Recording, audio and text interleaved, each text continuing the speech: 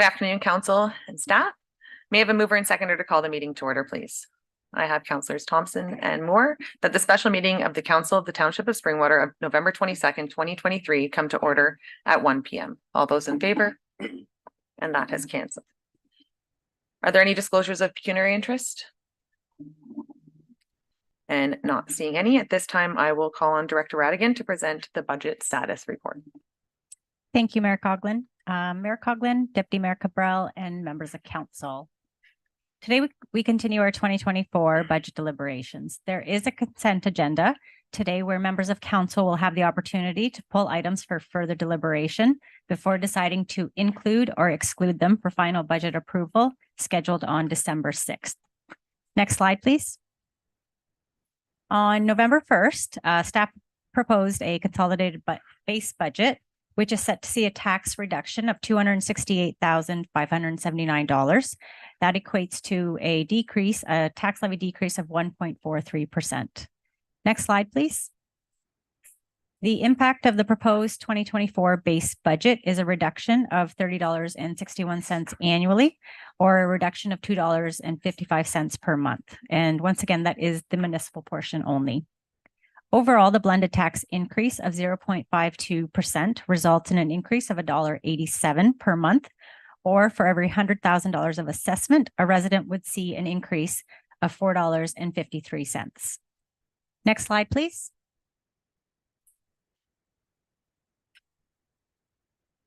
This slide provides a high-level summary of all the proposed program changes from previous budget deliberations that have been forwarded to today's meeting for further discussion and final approval. Their impact on the 2024 budget is 3.51%.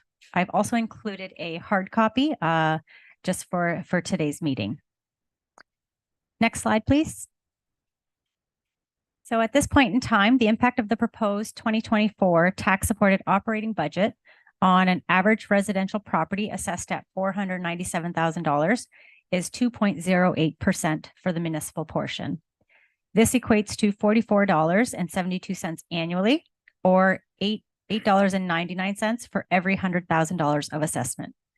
The blended tax rate increase is 2.25%, or $8.15 per month.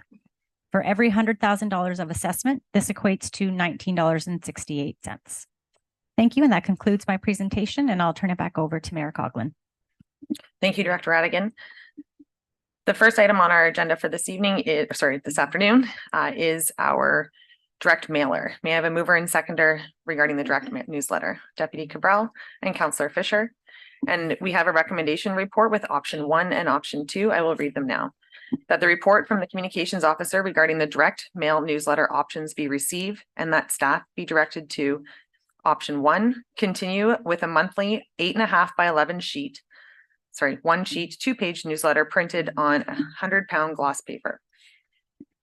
Option 2 is implement a quarterly 11 by 17 format, 2 sheets and 8-page newsletter printed on 70-pound uncoated paper and cease the distribution of a monthly newsletter. At this time, I would be asking for an option to be put forward. Councillor Garwood. Thank you, Mayor Coughlin. Does an option have to be put forward right now, or can discussion commence? We can have discussion. Thank you, Mayor Coughlin. Just a few thoughts. First, I wanted to thank our communications team for putting together yet another report in regards to our communication options. When I look at changing the paper quality from 100-pound to 50-pound, we save $140 in addition. So if we are communicating with our residents monthly, we know that the Canada Post amount's not going to change. We know that the mileage is not going to change, and we know that the staff time is relatively not going to change based upon the paper quality. So we're saving $1,400 a year in regards to an already more expensive option. So again, when I went through, and I spent quite a bit of time yesterday going through the report, along with looking at previous discussions related to paper options and options in general. I understand that one of the options on here is to limit the number of times that we communicate with our residents to 4 times a year, so quarterly. I have grave concern with this. Again, we consistently talk about how communication is priceless. We talk about how we all heard it when we were canvassing our communities during last year's election. To change from previously, I believe we were in the Springwater News 18 times a year to now 4 times in theory, still at a cost of almost $22,500 roughly. That is quite concerning to me when, again, I know that we can communicate in other avenues at around $1,500 a month. So again, I look at our options that are presented here, and I know it was mentioned last time when we talked about this last week around, I think one of the comments was, well, why aren't we splitting these options? Why aren't we looking at both the paper and communicating directly to our residents in their mailbox? So understanding right now that we communicate, if we were to communicate 4 times per year at a cost of $22,320.12, this would cost us a little over $17,000.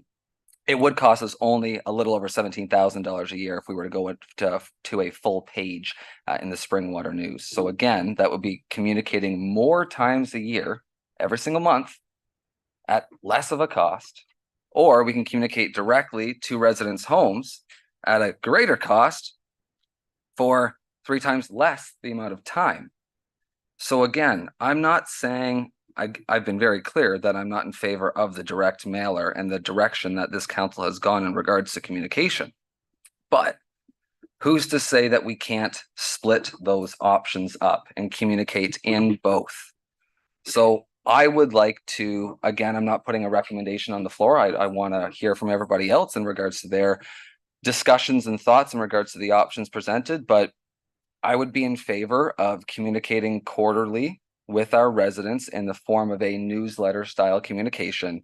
And in the remaining months that we are not connecting with residents directly to their doorstep or their mailboxes, that we would put in an ad, or not an ad, a full page communication in the Springwater News once a month, not every edition, once a month, at a cost of relatively around $18,000, in addition to the cost of the direct mailer of $22,000. We would be spending roughly $40,000 on communication. I know, again, last time a member mentioned how communication is priceless, and I agree. Deputy Cabral. Thank you, Mayor Coughlin. And I also want to thank our communications officer for putting this forward. There is a difference between these two, but to the eye, like if it was coming to my house, they're both in color. They say basically provide the same information, and each mailer actually has twice as much as what we would get likely in the paper. But when we first discussed this, we're talking about a direct mailer and the amount of weight that would go into it. And I will say that this is not what the paper was that our recreational magazines came out in. It was more of a high quality newspaper stock, which I think once again would be a little bit more economical. But if we look at something like this quarterly, this is like a magazine almost, to be quite honest with you. And there's a ton of information that can go into this, including even if we wanted information to come back, prepaid, postage paid type of thing. The other thing I wanted to bring up is we're neglecting to talk about the app, which hopefully is going to be rolled out and going to augment this.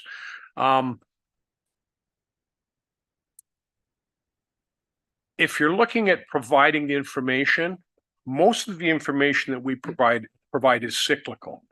It's similar information at different times of the years. You know, when our winter maintenance is going out, we provide information, and it's a lot of the stuff that we were putting out kind of was, you know, the same sometimes, quite frankly. This actually would provide us an opportunity to put this out. We know a lot of stuff that's coming along, and in conjunction with the app, I think this is a good avenue to follow. I know that they are doing it somewhere locally. I wasn't aware of that one. The only one I was aware of that came out quarterly was out in the Grimsby area. And someone just brought that to my attention that I know that lives out in that area. So in as much as, print media is concerned, this is specific to Springwater Township. It's got our information in it, our information only. I'd be leaning towards something along these lines, and hopefully getting the app online in a more robust fashion so that folks have instantaneous information. I mean, even given the library, a lot of folks are doing their research and whatnot online now as well. They go to the library for various reasons, but much of the research that can be done, even at the library, if they're using their equipment, is digital in format too. So those are my comments. Thank you. Councillor Fisher? Just wanted to point out that I'm getting reports back from the south end, from residents in the south end, that they're actually no longer receiving the Springwater paper. And I think, to advocate for advertising, if you will, or communicating through that, if they're no longer interested in engaging people down here, I think we should stay away from them. Also, I find increasingly my residents are telling me that the coverage that we've been receiving as a municipality in Barrie today has frankly kept them more informed.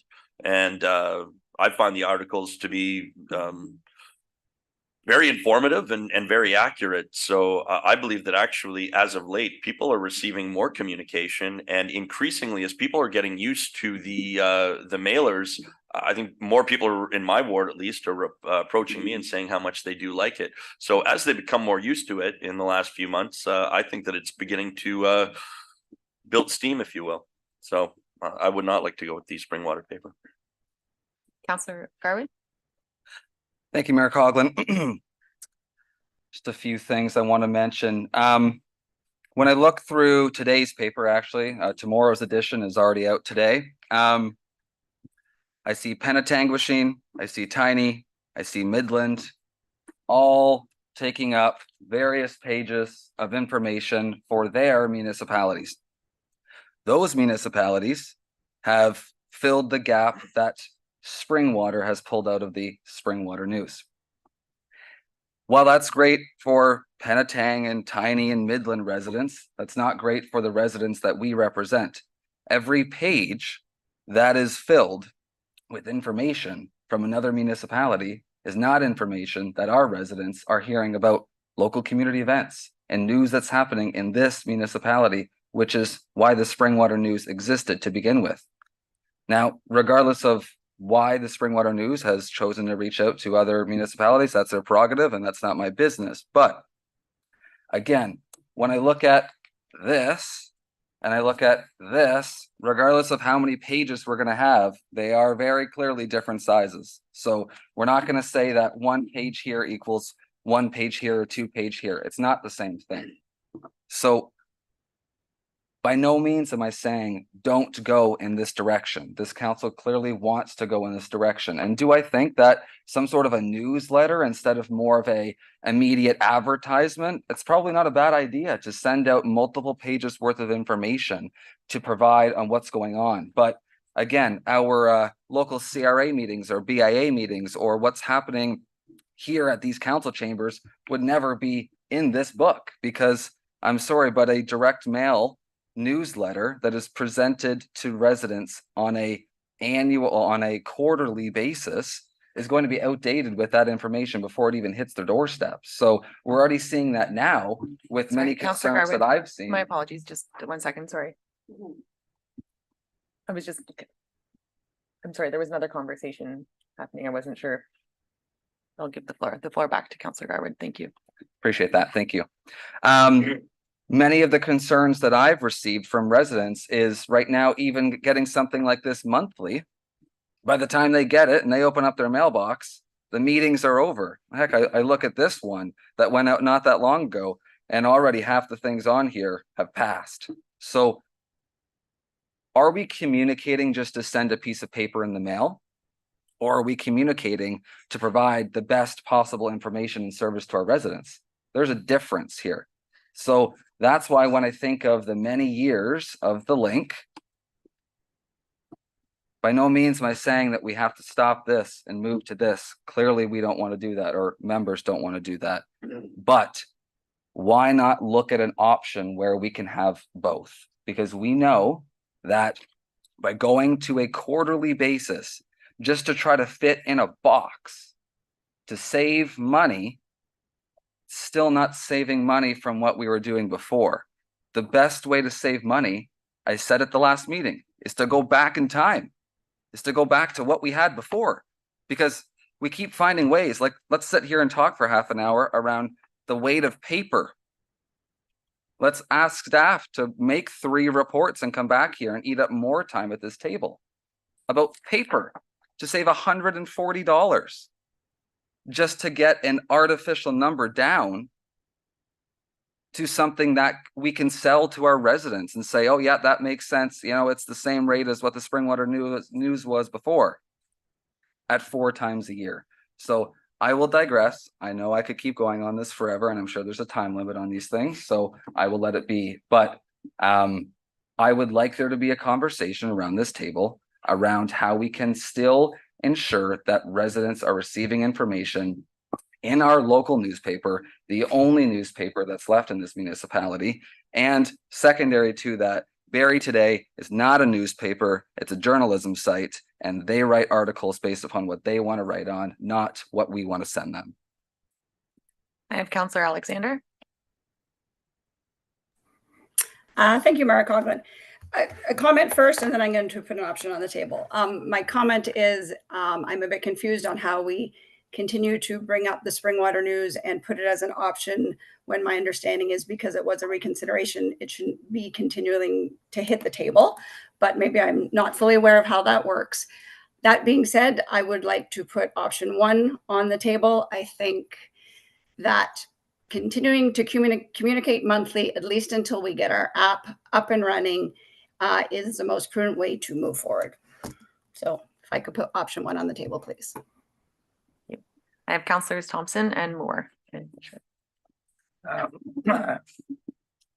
you, through the chair. Thank you, Councillor Garwood, for that presentation. I would disagree with you on one item that I think Canada Post's costs are going to go up.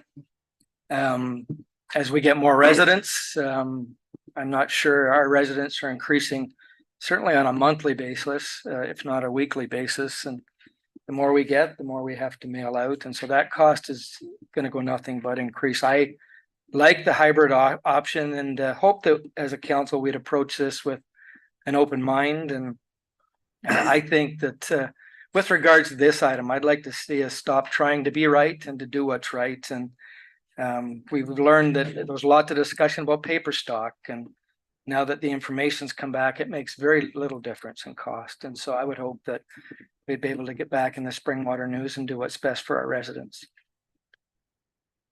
I have Councillor Moore. Thank you, Mayor Coughlin. I did provide the clerk with an example from Essa Township and what they provide as a newsletter out to their residents. It's an 8.5 by 11 color copy that comes out 4 times a year. That's all they get. There's no local newspaper. There's no private business to support. But it does bring me to a certain point about planning, because recently, and we know for the Planning Act, we have to put in those decisions or those items that are coming up related to planning in the newspaper.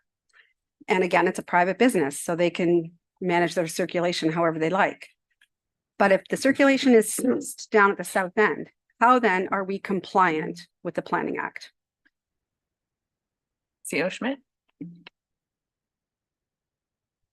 Through you, Mayor Coughlin, to Councillor Moore. I believe Councillor Moore, and I stand to be corrected, the legislation requires that it be posted in a local newspaper, which technically it's being posted in a local newspaper.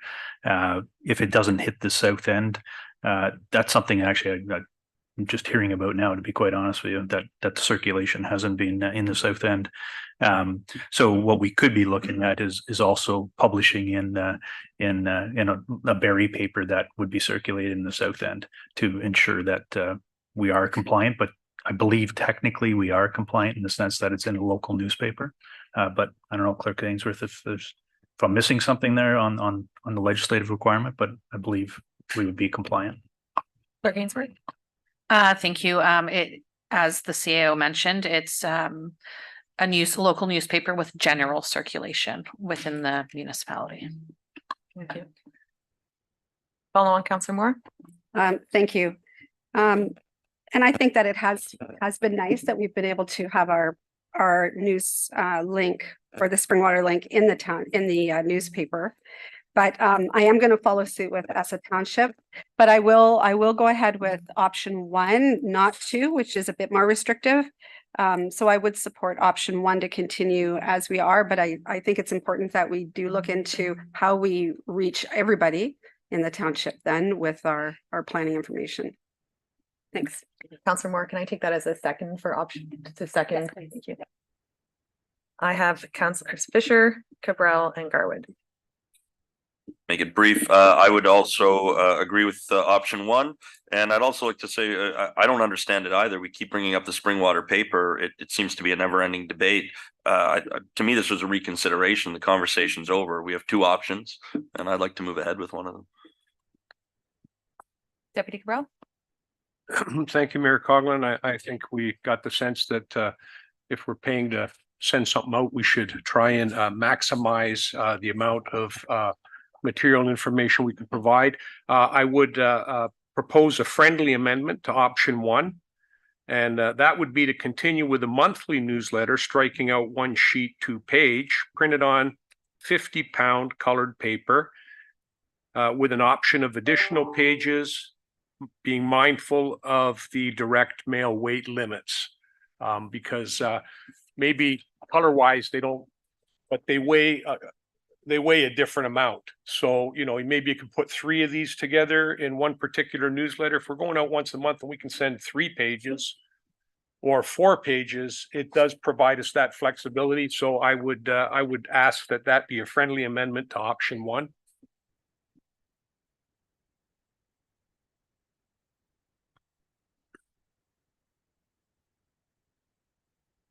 And if I can make one more comment with respect to that, it would also, I think, provide opportunity with more than 1 page on occasion to be able to provide some directed information for Elmvale or for Midhurst on maybe one of those particular pages any given time.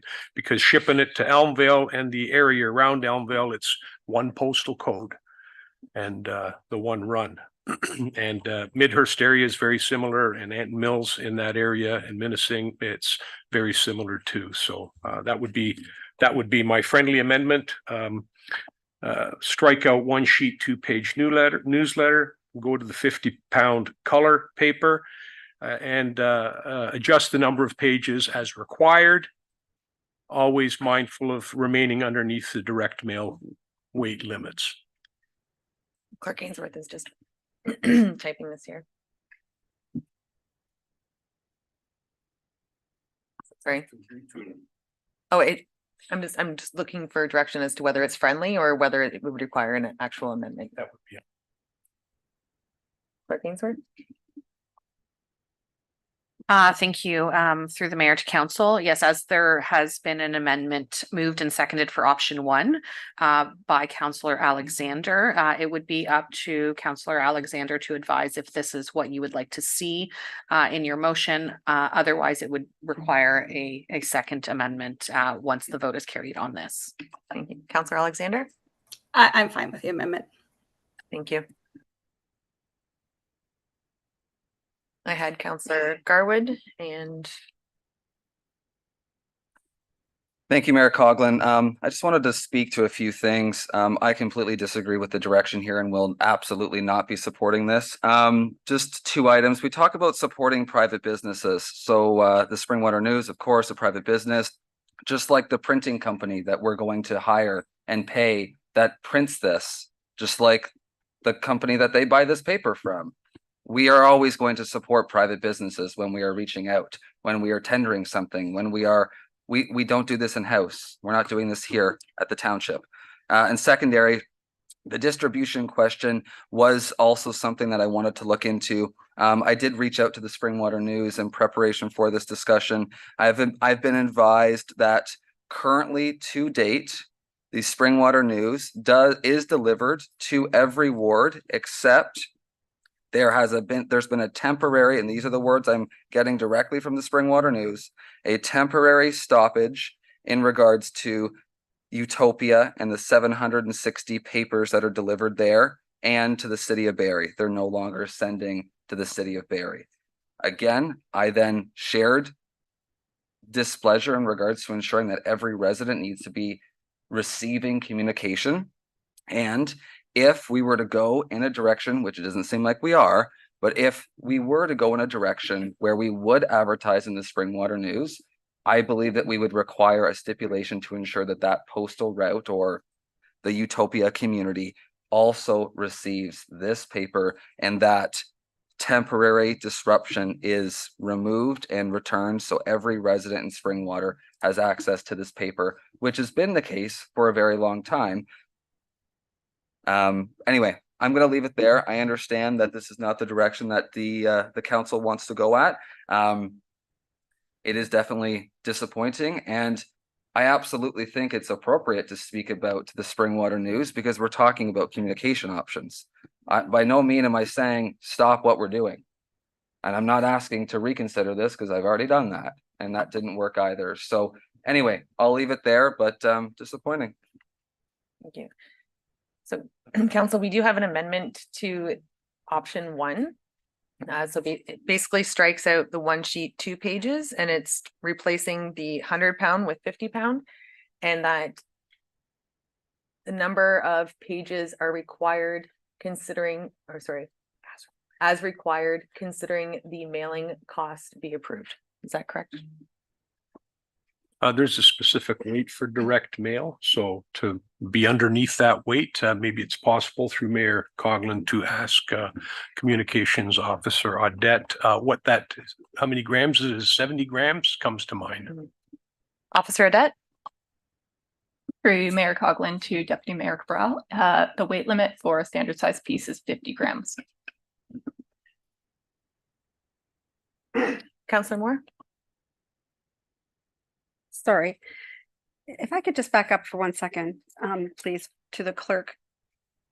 When you mentioned earlier about the planning information being in, are you going to stop them talking? My apologies, gentlemen.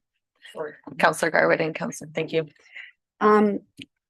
When I mentioned earlier about the planning information being in, and you said the local paper, what happens when it does not have a local paper? Or what do they do then? Clerk Ainsworth? Thank you. Through the mayor to council, there has been a lot of discussion in more remote communities that do not have a paper for general circulation. They are required to post it in a local paper. So they would just go to the nearest newspaper and provide the notice within that. I do know that at this time there are a lot of municipalities lobbying the government to look at that notice requirement at this time. But as far as my knowledge goes, I don't think anything has been reviewed by the province, or there's no discussions at this point that have been made public on any changes to that. Follow on. Thank you. Could I then ask that we reach out maybe to ESSA Township, because I am familiar with ESSA being so close to me, and where they advertise their planning information without having a local newspaper? Thank you.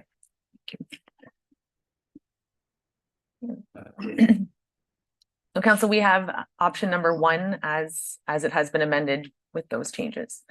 So that now it says not to exceed the 50-gram weight. Perfect. All right, councils, we have option 1 in front of us. All those in favor? And that has carried. Right. At this time, we'll be moving forward into our consent agenda. It is broken up into our operating budget, followed by capital, service partners, program changes, Council, I'm going to go each section at a time and ask if there are items to be removed. So the first section is our operating budget, which would be 1 through 8.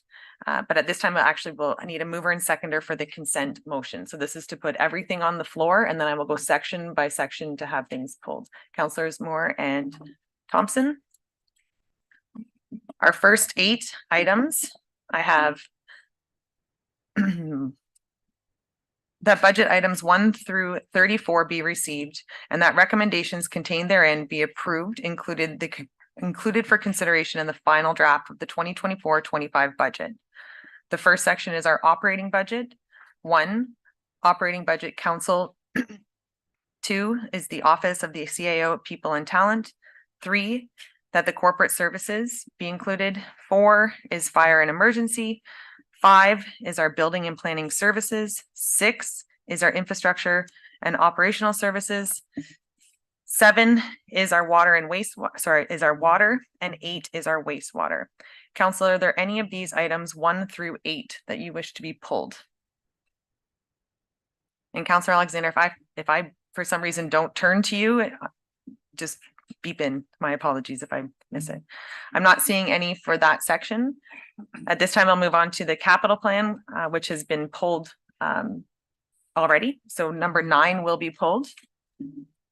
The next session is our service partners and boards, which is number 10 through 19. I will go through those. So the first one being number 10 is our policing services. 11 is our Georgian Bay physician recruitment. 12 is the Berrien area physician recruitment. 13 is the NVCA, which has been indicated to be pulled. 14 is the NVCA asset management plant levy. 15 is the SSEA operating budget. 16 is the SSAA sustainable Severn Sound. 17 is the library operating budget request. 18 is the library program change for the community librarian, which has been indicated to be pulled. And that 19 is the library program change strategic plan, which has been indicated to be pulled. So I have items 13, 18, and 19 pulled already. Is there any to be pulled in addition to 13, 18, and 19? Not seeing any. At this time, I'll move on to our program changes, which are items number 20 through to 27. I have number 20, the program change for the GIS coordinator. 21, program change for the managed security services. 22, the springwater contract. 23, communications assistant. 24, the support assistant, the part-time to full-time, which has been indicated to be pulled. I have the program change for the assistant and people health and safety. Number 25 has already been pulled. 26 is the ward boundary review. 27 is the manager the report for the manager of people, talent, payroll, and benefits regarding the volunteer firefighter compensation and benefits. And that's the last one. Oh, sorry. Is there anything in addition? I have 24 and 25 being pulled, and Clerk Ainsworth has indicated that 20, 22, 23, 24, and 25. Is there anything in addition? Councillor Moore? Can you please just repeat then what is not being pulled? Is it 21, 24, and 26? I do not have 21 being pulled. I do not have 26 being pulled, and I do not have 27 being pulled. So 21, 26, and 27 would remain as part of the consent agenda. Let's see more. At this time, we will move on to items 28 through 32, right? No, 30. I'm missing those. 28 to 34. I have 28 is the Elmvale tennis courts. I have 29, the Anton Mills Park.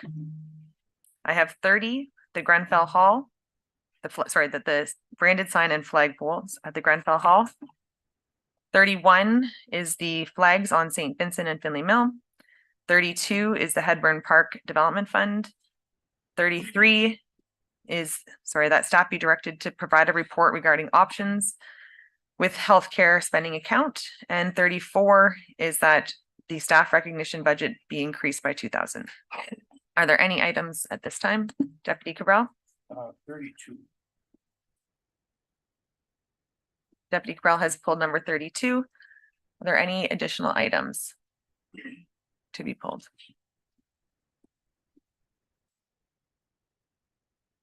Council, I will go back one more time just so that we are all on the same page here. So I have items to be pulled. I have item 9, 13, 18, 19, 20, 22, 23, 24, 25, and 32. And I'll just give everyone a minute here. Deputy Cabral? 34, please.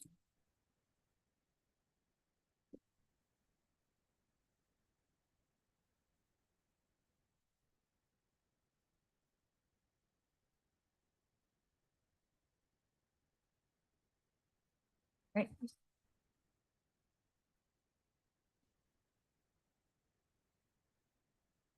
Council, for our consent agenda, I will read through the items and then I will at the end say with the exception of, so that budget items 1 to 34 be received and that the recommendations contained therein be approved and included for consideration in the final draft of the budget of the 2024-25 budget, with the exception of 9, 13, 18, 19, 20, 22, 23, 24, 25, 32, and 34.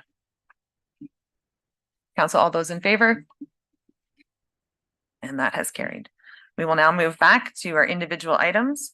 I will need a mover and second,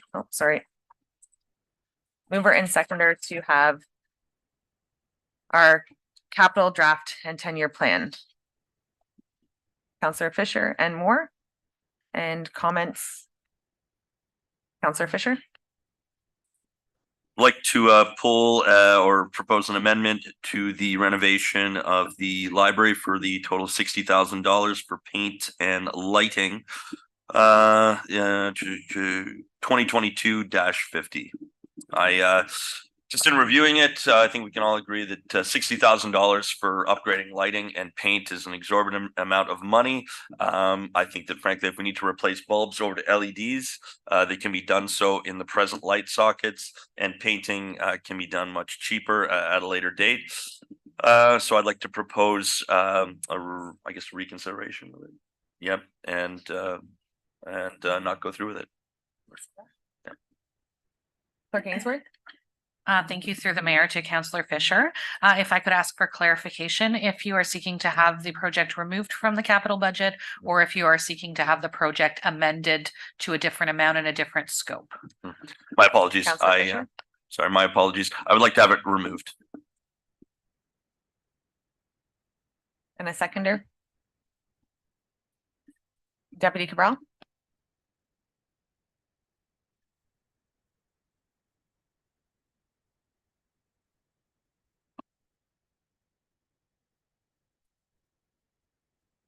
And this is for the reconsideration of this item. So council, we are voting on whether to reconsider this, and if we vote to reconsider, there can be discussion. My apologies. I thought that this was a reconsideration. All right, it's on the floor. Comments, Deputy Cabral? Thank you, Mayor Coughlin. I guess my comment would be whether or not the issue of replacing the current fluorescent tubes with LED tubes might be something that could be undertaken. I think it's the amount of money involved here that gives rise to certain questions. Much often and quite often, these amounts come before us, but we don't know where these figures come from. And I think that in itself presents a problem, similar to some of the vehicles that have come before us in the past. And then when it comes time to put out the RFP, we're well off the mark. Certainly for some of our heavy equipment, that's happened again. And you'd like to be able to get some kind of a firm idea. You know, we've got $60,000 here for paint and the replacement of fluorescent tubes with LEDs. I'm just wondering if there is a dollar amount that Councillor Fisher might be looking at, or for the library to come back with a definitive amount of money for how much it would cost to replace the fixtures. Before I do go to Councillor Fisher, I have Manager Jean for comment on the amount and how it was developed.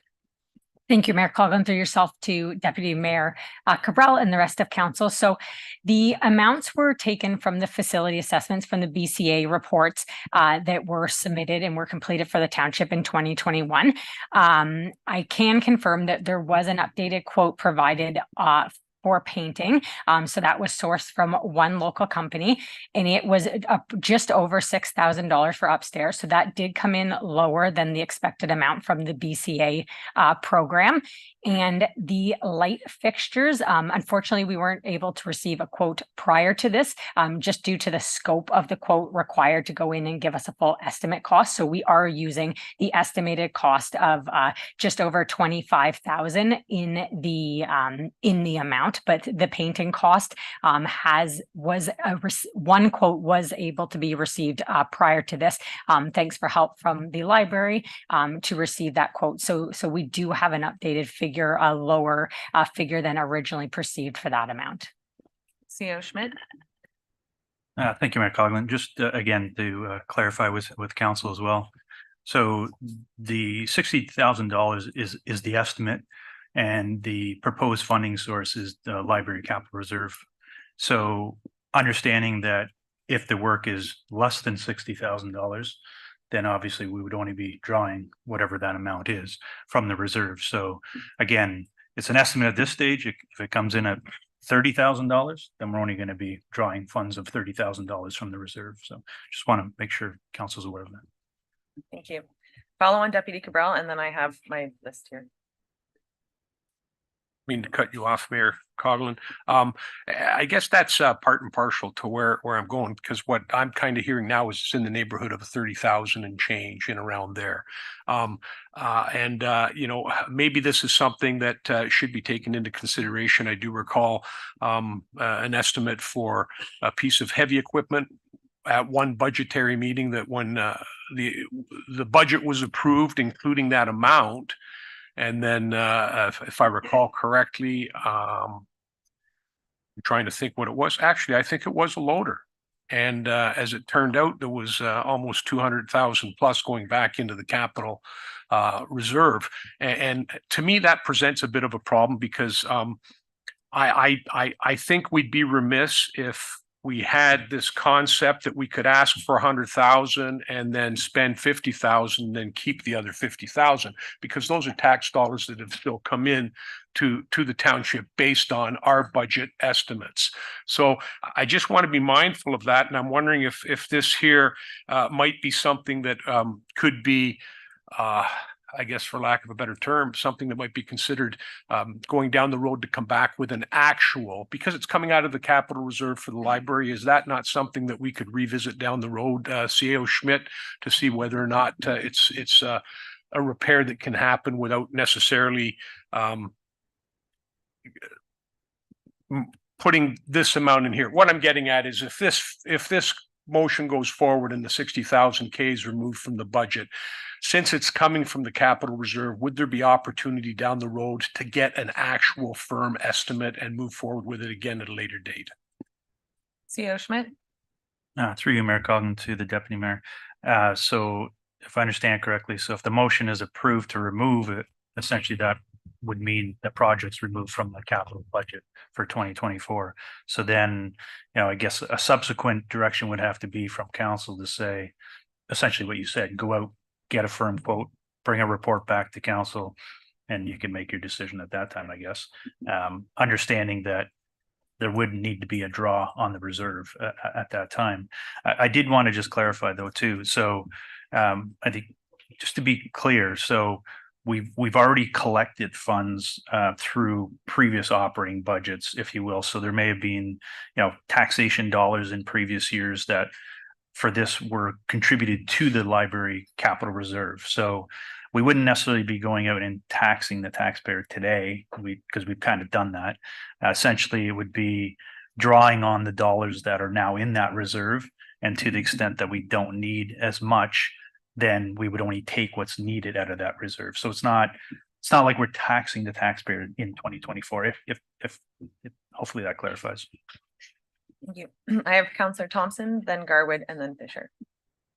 We're fortunate to have our CEO of the library here today, and through the chair to CEO Delgado. Could you, because our residents are in this facility on a daily basis, our staff works in this facility on a daily basis. I'd like them to be able to see the books that they're reading. Could you just give us what it's like to work with those lights? CEO Delgado, can I ask you forward to the microphone, please?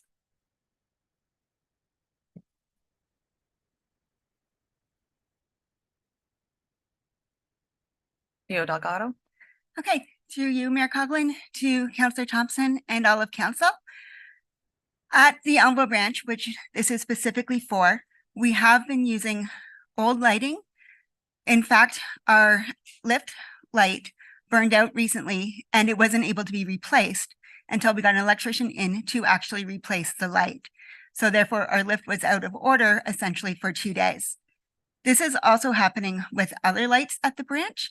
I don't even know the age, but that branch is 34, 33 years old. And this is basically end of life. We need to replace the lights. Lights are burning out. We can't get them replaced. Fixtures are becoming obsolete. For example, at the Midhurst branch, we had this very problem. It wasn't branch wide. It was only in the circulation area. And we ended up replacing all of those lights because we couldn't see. It was too dark. And luckily, Elmville does have some natural light, but it is becoming an issue. Thank you, CEO Delgado. Follow on Councillor Thompson, and then Just to follow on, thank you, Mayor. I definitely am in favor of using this fund to make these improvements to a building that's not owned by the library, but it's owned by the township of Springwater. It's our building. We all know what happens when we don't maintain our buildings properly. I think this is just common sense maintenance that needs to take place. Councillor Garwood, and then Councillor Fisher. Thank you, Mayor Coughlin. Just a couple comments here.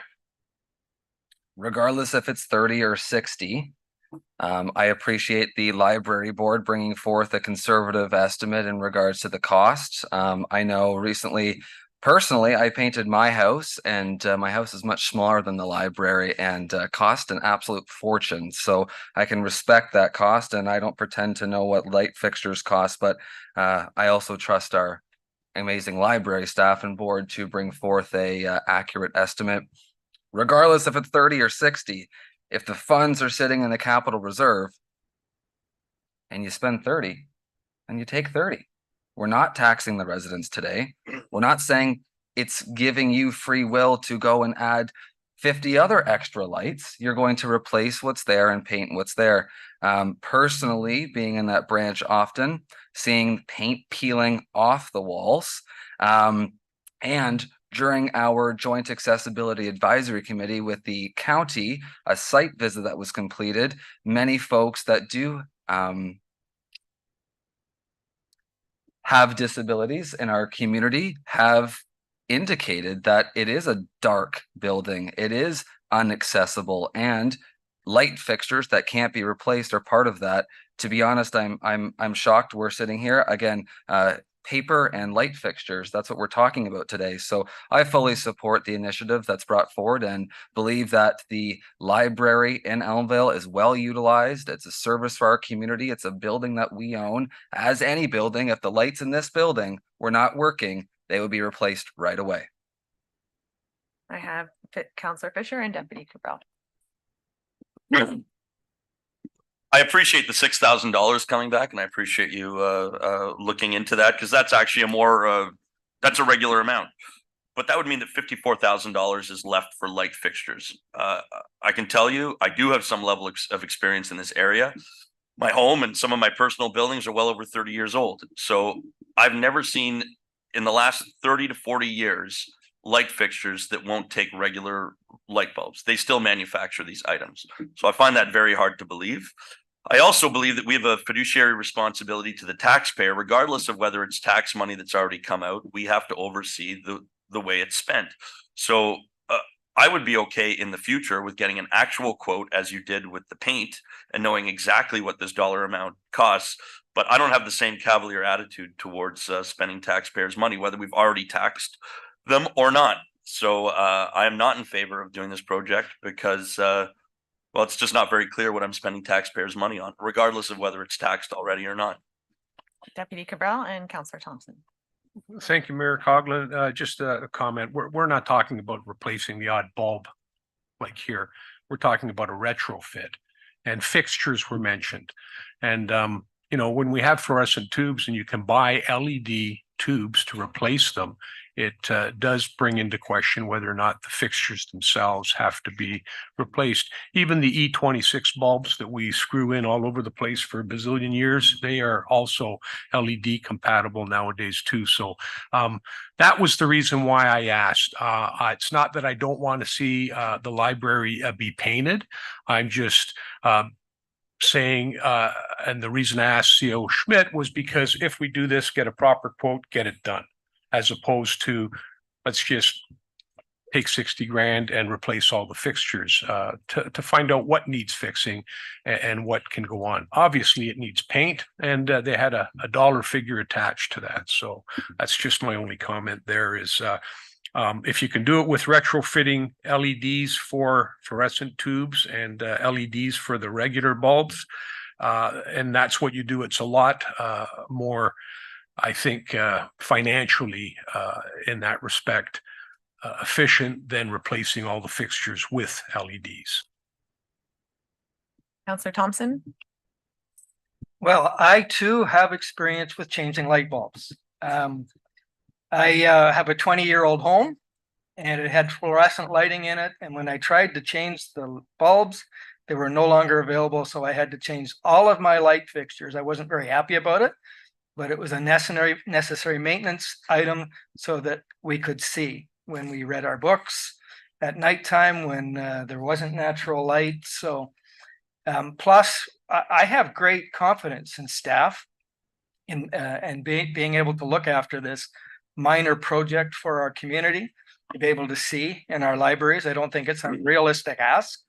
Again, I would reiterate, I think that on this council, we should quit trying to be right and do the right thing. This is the right thing for our library. It's the right thing for our staff that works in our library, and it's the right thing for our community. Yeah, I see Councillor Alexander. I do have CAO Schmidt. I'm not sure how many people have how many councillors does it take to screw in a light bulb joke happening right now. That's where I was going. CAO Schmidt and then Councillor Alexander. Thank you, Mayor Coughlin. Maybe to assist the discussion back to the deputy mayor's point, I think. So council, as an option, consider approving the project in the 2024 capital budget with the caveat that our staff report comes back in the future with the information that council is seeking, and council can make the decision at that time whether to continue to proceed with the project or not. Thank you, CAO Schmidt. Councillor Alexander. And I was actually going along those lines, CAO Schmidt. I was wondering if Councillor Fisher would be willing to add an amendment, which would be to move forward with the painting with the actual quote and then wait for an actual quote for the light fixtures, because I agree we need to move forward with this. And while I understand it is coming from the Library Reserve, we are embarking on many big projects, which will probably draw from those reserves in the future. So I think we need to be mindful of the money we're pulling from them. Not saying I don't want it, but there is a big difference when the budget was essentially doubled at 60,000 other than 30,000. So I think that's what the current concern here is. Anyways, I just want to know if Councillor Fisher would be amendable. And before I go to Councillor Fisher, we do have, so on the table right now is that it be removed from the budget. So that would be, how do we, that direction is completely opposite. So we'd have to go back to ask Councillor Fisher to remove that and then amend the original one. Councillor Fisher? So I'm amenable to removing it, moving ahead with the 6,000, because I think that's an actual dollar figure, and getting a realistic quote, maybe from people who have light bulb experience, and then vote on it at a later date. Councillor Fisher, your motion right now is to remove it from the budget. So you would be withdrawing that motion, but then I'll return to Clerk Ainsworth. Thank you. Thank you, Mayor Coughlin, through to council.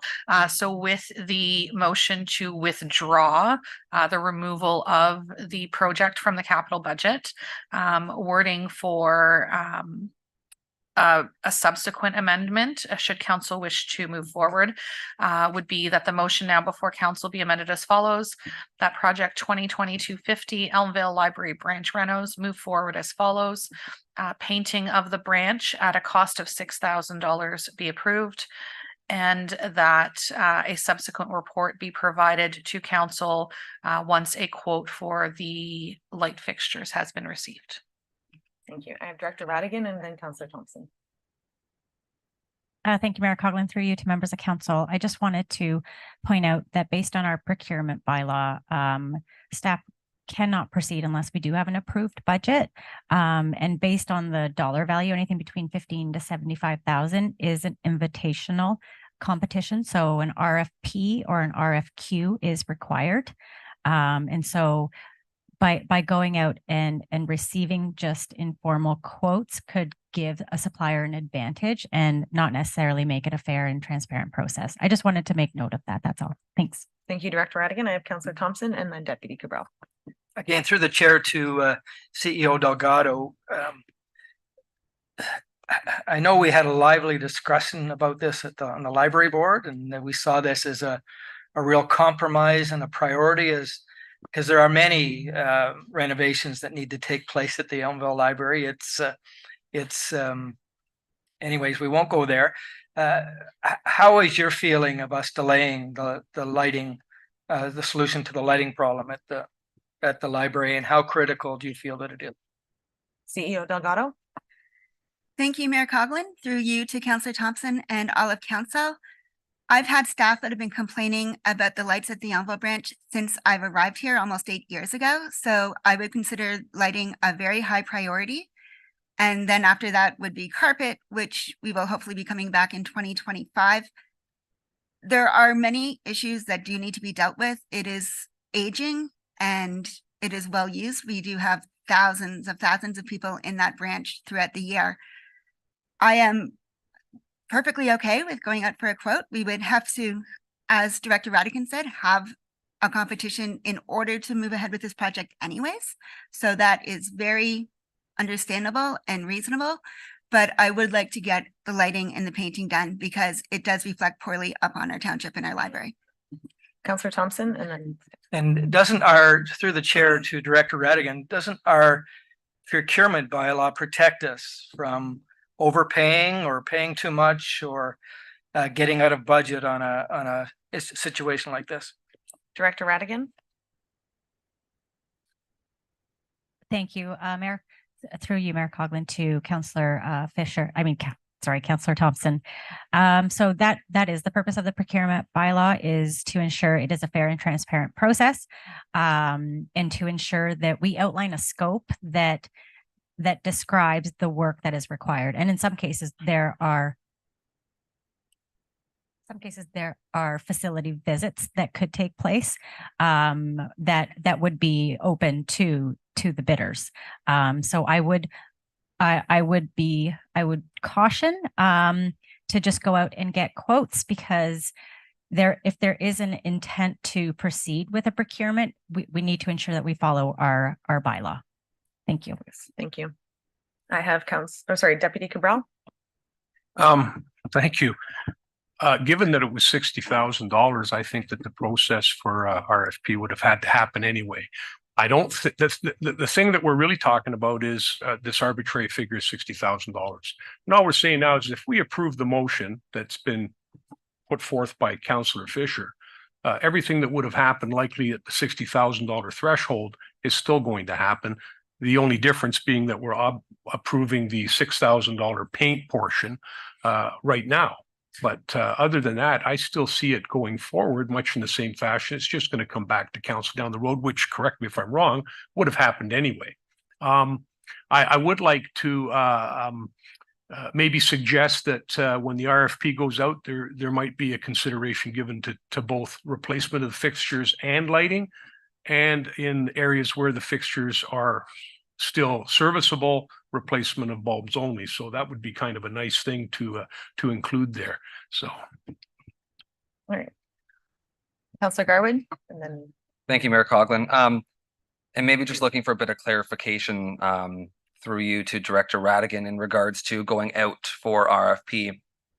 We can only go out for RFP if this council provides the direction to do so, correct? Right, I'm seeing a head nods. So with that in mind, we're not doing that with this we are doing that with this direction? Thank you for clarification. Really the amendment that's before us is that the painting of the Elmvale Library branch at a cost of approximately $6,000 be approved, and that a report brought forward, sorry, I can't read that part, outlining the cost for the replacement of the light fixtures to be considered for council approval, which is consistent practice. So it's not really changing anything. Council, the amendment is before us, and I need a seconder for that amendment, please. Deputy Cabral. And all those in favor of the amendment? That has carried. And we are now back to the main motion as amended. Do you require me to read it again? No, perfect. All those in favor? And that has carried. We're now moving on to number 13, which is the NBCA operating levy request in the amount of $215,957. I need a mover and seconder for that, please. I have Councillor Fisher and Moore, and this item was pulled by Councillor Moore. Go ahead, please. Thank you, Mayor Coughlin. I wasn't actually sure if it was 13 or 14, but Clerk Ainsworth, you feel that 13 is most appropriate to talk about? Okay. The category 3 items that were presented by the NBCA and Doug Hebner recently, somewhere in the ballpark $26,000 was not on our agenda for today. So I was wondering, certainly why that was. I thought that was something we would be considering. And so because of that, I would like to make a reconsideration that we put that back on the table and discuss how we can entertain the education pieces, because I'm not clear that if we don't support that as category 3, that our residents won't be somehow indirectly penalized for those very important education pieces. I don't know what we contribute for our residents to be able to attend those educational components. I don't know what the NBCA then would do when we don't approve that category 3. So I would like to reconsider that.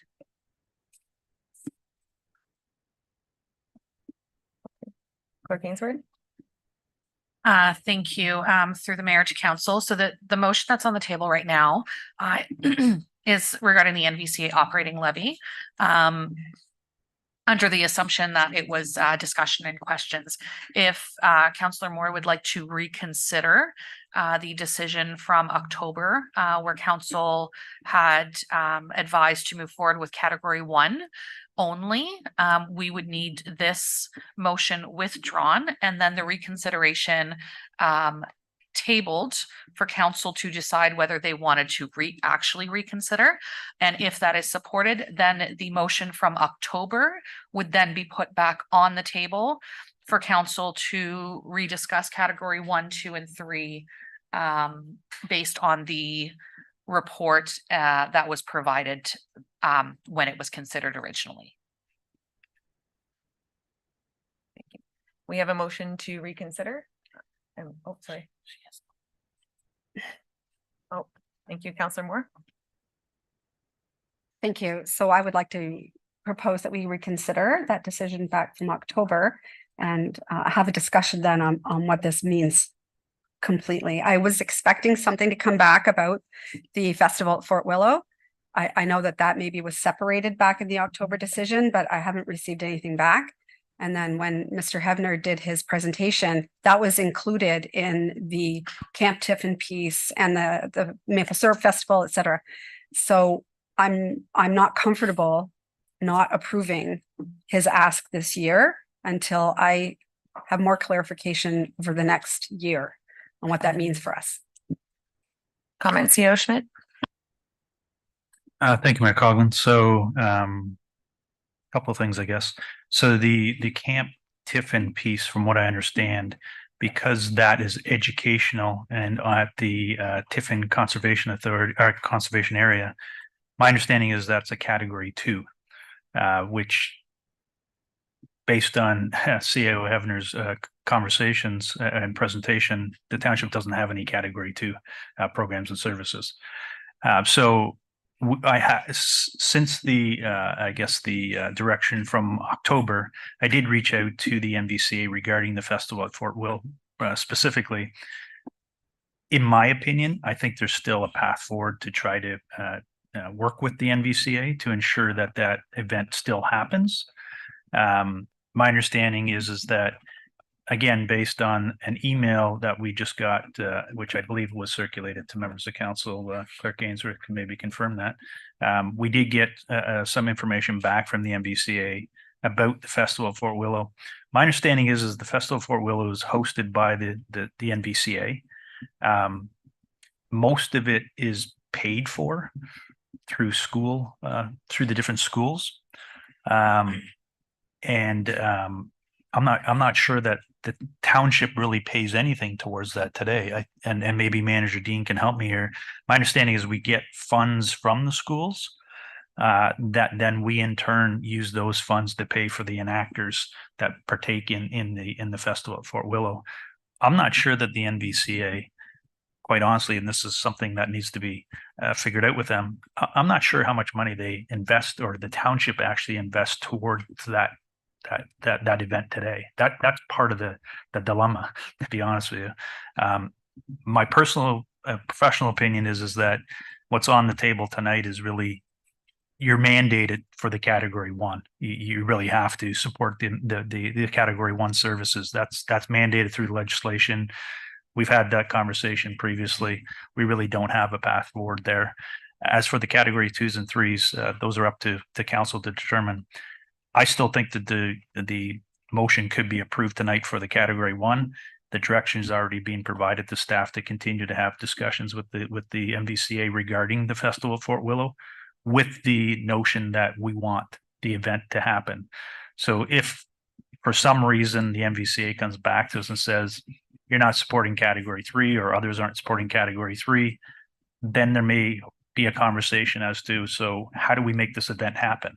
And what is the support required from the township in order to make that happen? And then that could be a subsequent conversation with council as to what is the ask or what is the need from the NVCA to make that happen.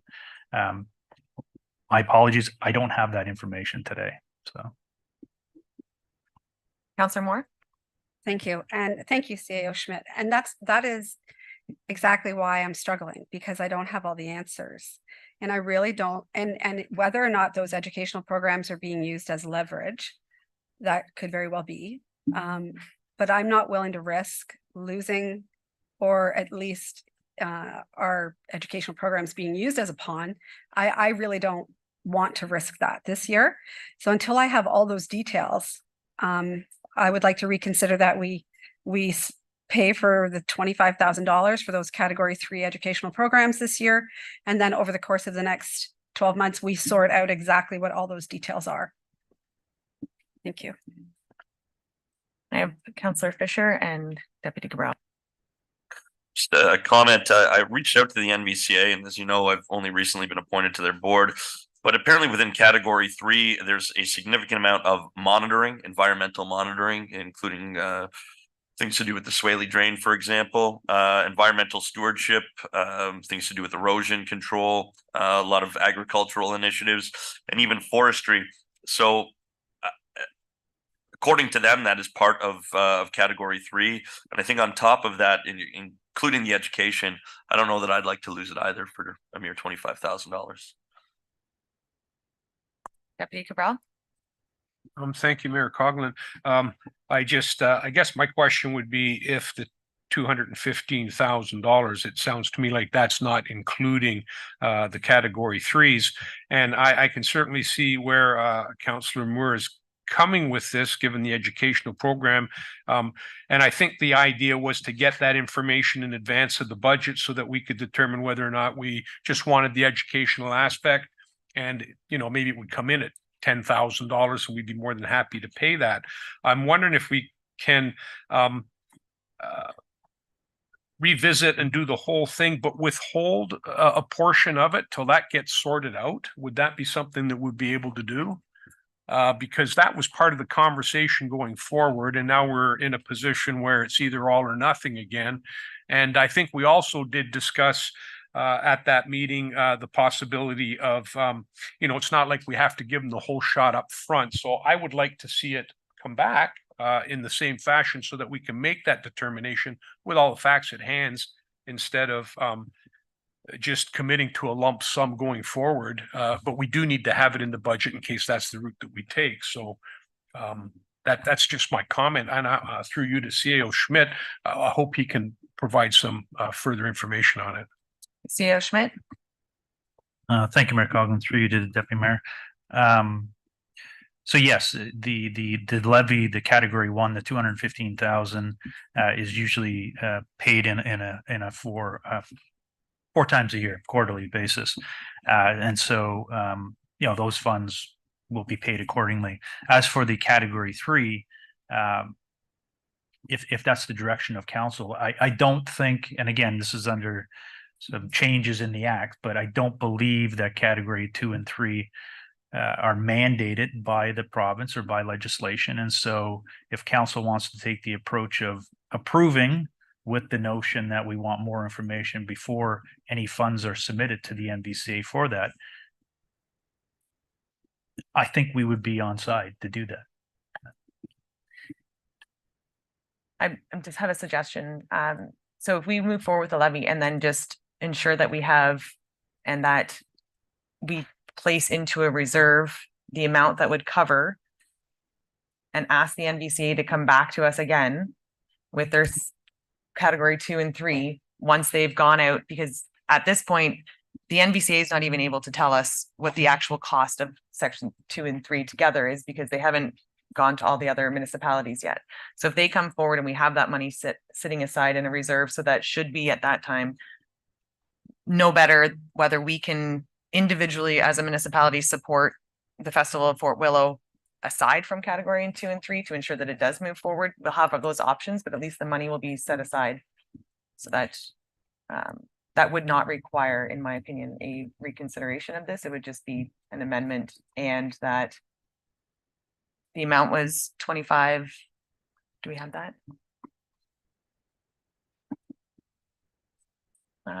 Director Radigan? Thank you, Mayor Coughlin. So what I have is for categories 2 and 3, the operational levy was 24,870. And for categories 2 and 3, the asset levy, it was 1,594 for a total of 26,464. And if the intent is to set aside the funds into a reserve, that can be done. It would just require us to still add it to the tax levy in order to fund it. Yes, thank you.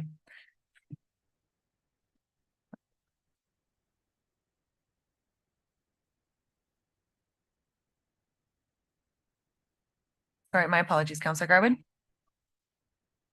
Thank you, Mayor Coughlin. Just looking back at my notes from the October 18th meeting when the NVCA was here initially, and looking at that $26,464, from how I understood it to be presented is the estimated cost of each member municipality should all 18 municipalities sign up. So I think that's also an arbitrary number because that number could be much higher if others do not sign up for those category programs as we are talking about around the table right now. So I think we also need to know from the MVCA is how many municipalities have supported these category 2 and 3 programs to ensure that, again, I completely agree, we should absolutely support the educational programming, but is that $26,000 or is that $126,000? How much is that actually going to cost us? I have Councillors Fisher and Moore. Just to comment, I believe that 12 have signed up as of today, and I think that's out of 18. I believe so. The majority have. So if because I do remember the meeting, and you are right. But I think if there was an adjustment, we'd be talking in the thousands, not tens of thousands. Councillor Moore. Right, Deputy Cabral, I do. Oh. Just a quick comment, Mayor Coughlin. I think my fear was that we'd either not or do, and I think it's important for us to include it in the budget, whether we just do the educational component or whether we do more to have it in there. And I agree with Councillor Garwood, we might know exactly what the numbers is based, but that's the number that they gave us. So that's, in my way of thinking, what we should be working from. So I think it should be included. And I think, thank you for that. Also being mindful that within categories 2 and 3, we do not have the ability to pick and choose which of those. So either we get all of it or we get none of it. And that was the option too. And I think it's also in the list that Councillor Fisher did have, some of those initiatives are also provided by the Severn Sound Association. So there is that ability. If we don't have those, we still have some of it from Severn Sound. So Council, I do have an amendment in front of us that would read, and that 26,464 be added to the 24 budget for future consideration for category 2-3 programs, requesting further information regarding the services and final costs with those categories prior to entering into the agreement. We're satisfied by that, CEO Schmidt? Thank you, Mayor Coughlin. And again, just to clarify, so yes, for category 2 and 3, there is an agreement that has to be executed between the two parties. So there will have to be a subsequent report to come back to council seeking your direction on whatever that agreement speaks to. So thank you. And I need a seconder for that amendment, please. Deputy Cabral. All those in favor? And that has carried. And the main motion as amended. So this would be that the NVCA operating levy request as amended. Council, all those in favor? And that has carried. We are now moving on to item number 18. It's the library program change for the community librarian. And I need a mover and seconder for this. I have Councillor Fisher. Seconder, Deputy Cabral. And this was pulled. Councillor Fisher. I think we spoke about it quite a bit the other night, so I won't belabor the point. $70,000 for this position, I'm not in favor of it. I think that even the other day when we talked about it, a member of council even mentioned they were willing to withdraw it, for a COLA increase. So to me, I really sit back and think, obviously, it's not that important to the library. I think we also discussed having a lower position come forward to us from the library, which I haven't seen yet. When I say lower dollar figure and educational background. So I would like to have this removed from the budget.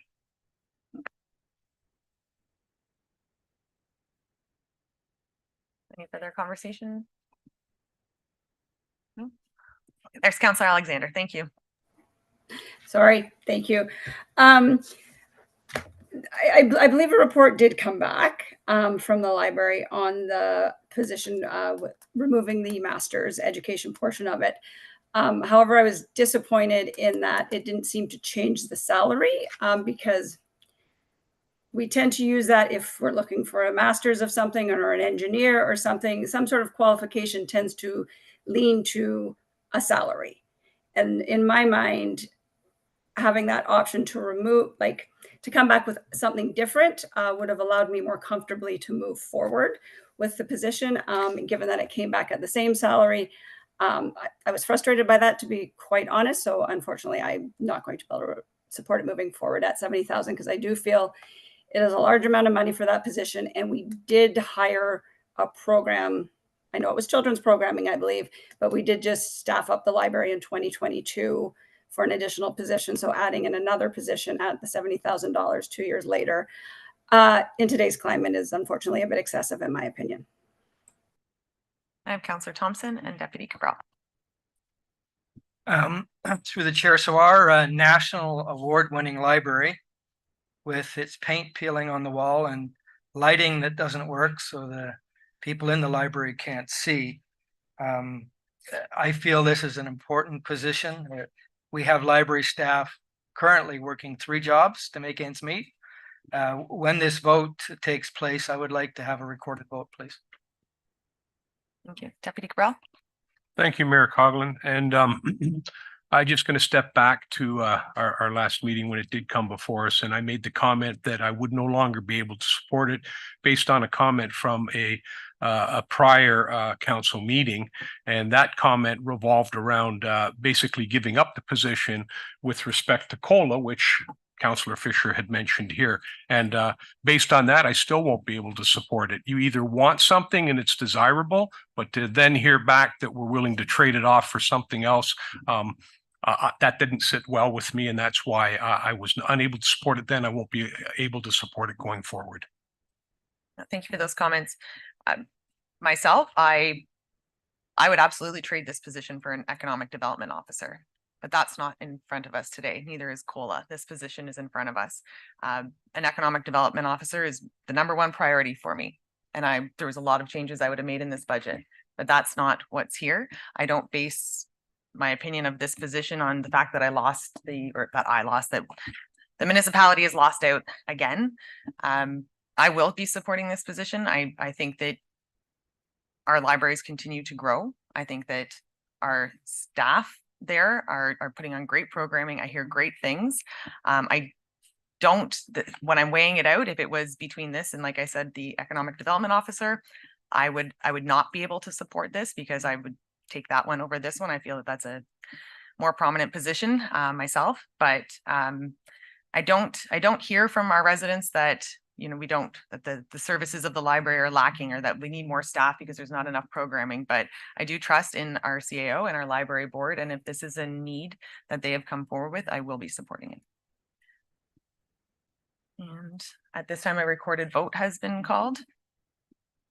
Clerk Ainsworth.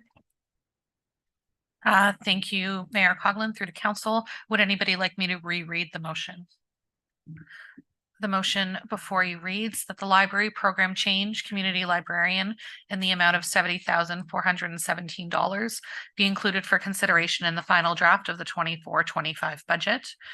Once I state your name, please state yes or no. Councillor Garwood. Yes. Councillor Alexander. No. Councillor Thompson. Yes. Councillor Moore. No. Councillor Fisher. Nope. Deputy Mayor Cabral. Reasons stated, nope. Mayor Coughlin. Yes. That motion is defeated. Thank you. We're now moving on to item 19, the library program change strategic plan in the amount of $5,000 to be included in the final draft. I need a mover and seconder to get this on the floor, please. Councillor Fisher. Deputy Cabral. And this was pulled, Councillor Fisher. And I won't belabor it. I actually had it circulated through council, the strategic plans that the library's embarked on the last few years. I believe that they've garnered enough insight into future directions and their strategic plans to over the past few years for that dollar figure. The other night, I asked for clarification of what the $5,000 would entail. I was told incidentals. To me, whether it's $50,000 on a truck or that's well placed or $5,000 that's ill placed, I would much rather. I don't mind spending money, but you have to justify it. And frankly, just because it's a small amount doesn't mean we should just let it go. So I don't think the justification for $5,000 was made the other night, and as a result, I'd like to remove it. Councillor Garwood. Thank you, Mayor Coughlin. I actually think the opposite. I think the $5,000 is fiscally conservative. I think the fact that the library board could have come forward and asked for a full consultant investment of $50,000 or $60,000. And I believe the chair of the library board indicated during the presentation that internal qualifications and experience with these types of strategic plans was the reason that they felt that they could save the taxpayer dollar, be responsible, and have a budget associated for expenses. If we are worried about what those $5,000 in expenses are, I understand CEO Delgado is in the room, and I would welcome her to the table to provide additional insight should the mayor permit it. CEO Delgado, and while you're joining us, I had Councillor Fisher and then Thompson. Just a comment, regardless of the dollar figure, it's not fiscally responsible if you can't justify what the $5,000 is for. It's just an arbitrary $5,000. And when I asked for clarification, I did hear that the chair of the library did have experience in this area, which is great. But we're not paying him $5,000 to do the strat plan. I think it's a wasted $5,000. I think even worse, it's an unjustified $5,000. So to me, fiscally responsible, it is not. CEO Delgado. Thank you, Mayor Coughlin, and through you to members of council. The $5,000 was reduced from original ask in the 2-year budget from $25,000. With this board's expertise, we decided that the full ask of $25,000 for a full consultant was no longer necessary. However, we will want to hire a consultant potentially to get us started. So to outline what strategic planning is, because yes, we do have members of our board that have lots of experience. We also have members of the board that do not. So we need to make sure that every member of the board is on the same page. For this, the Ontario Library Service, which acts as consultants for strategic planning, are fairly cheap. So they have a sliding scale based on how large your library is. So if we use them, it would be considerably cheaper than going out for a regular library consultant. So hence a lower price for that. Also, we would be having community consultations, which would need, usually you would have advertising for that, plus refreshments when you come in. When the township had their spring water planning sessions, they provided coffee and donuts, for example. We would also need to potentially have a board staff meeting, in which case that would be above and beyond staff's regular time. So we would need to pay staff in order to attend for that. And then once the strategic plan is finalized, we would need to print. And printing would probably be at least $2,000 of that $5,000 in order to make sure our residents know what the library is for, where we are going, especially with the planning for the community hub. Our previous plans, our master plan in 2019 was a long-range plan with the idea that a strategic plan would be coming out of those recommendations. Unfortunately, that plan was done in 2019. 2020 upended many of the recommendations, for example, ones that were a lower priority at that time, such as our digital library, very rapidly shot and became a high priority because that was our only library as of March 13th, 2020. So those recommendations we need to go out to the community again to make sure what the community saw in 2019 is what they still see and want for the community. So we can have a very good roadmap for the years ahead. Thank you. Councillor Thompson. The chair to CEO Delgado, I'm surprised we haven't asked you what kind of paper that you're going to print this report on. I think that the library is being very fiscally responsible here with this ask. I think we need to have this strategic plan. It's a reasonable amount of money. When this vote takes place, I would ask for a recorded vote again. Councillor Garwood and Councillor Moore. Thank you, Mayor Coughlin, and thank you, CEO Delgado, for outlining saving $20,000 instead of spending 25, spending 5. I think, again, from reports on the agenda this evening, we've seen the increasing cost of printing. So I think that is a great use for those funds, along with, again, community consultation, which I believe is important in all of the decisions, the large decisions that we are making, especially when it comes to a strategic plan and the future plan for our Springwater libraries. So, of course, I 150% support this. I have Councillor Moore and then Councillor Alexander. Thank you, Mayor Coughlin. Through you to CEO Delgado. I understand you were recently in receipt of a very large grant, about $50,000. can you tell me what you're going to do with that grant, or is it just really earmarked for a certain thing, which a lot of them are? And secondly, I just want to make a comment too, that we may be seeing things differently. Had the justification come forward for the position as well, I would have rather that you had written out the justification and presented it in the budget binder like everybody else, so that, you know, I would have had a better opportunity to fully understand what it was you were asking for, instead of, you know, the very short sort of presentation style. I like the other way better, but that's just a comment. CEO Delgado. Thank you, Mayor Coughlin, and through you to Councillor Moore. I will address the second part of that first. And yes, I am sorry that we didn't get the full justifications in. The board had planned to present our budgets a little bit differently this year. And so between a little bit of miscommunication with the board, software glitch, we didn't end up doing all of that in this case. And that was our fault on the library board. So I do apologize that you didn't have all that in advance. And then second, for this grant, it is a grant for $57,000 from the Shoppers Foundation for Women's Health. It is earmarked to specific things, and 200 organizations applied for this grant, 24 were successful, and it has began already, and it will finish up around this time next year. So we will be carrying funds forward from this to our budget for next year. This is for providing menstrual products to members of our community. As we know, prices have gone up. There's something called period poverty, where people are not able to get these products. So we're terming it period positivity, and we have partnered with the Elmville District Food Bank, Elmville Shareware, the Barrie Native Friendship Center, and I believe it's the Midland or Georgian Bay Native Friendship Center. So first off, we are providing menstrual products at Elmville and Midhurst branches for free for people who come in. We have the machines. We are waiting for them to be installed. We have materials, the supplies for 5 years. So we made sure that this grant could be self-sustaining for quite a long time at that. And so that will be hopefully coming out in the next week or two as soon as we get these machines installed.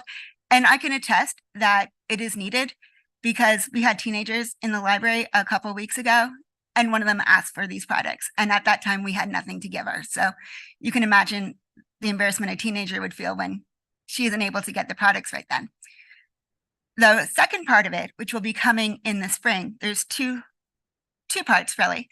We are going to be providing reusable pads for people, because that's a little bit easier. They don't have to continually go out and purchase them. They can wash them and reuse them. And we will be providing these through our partners.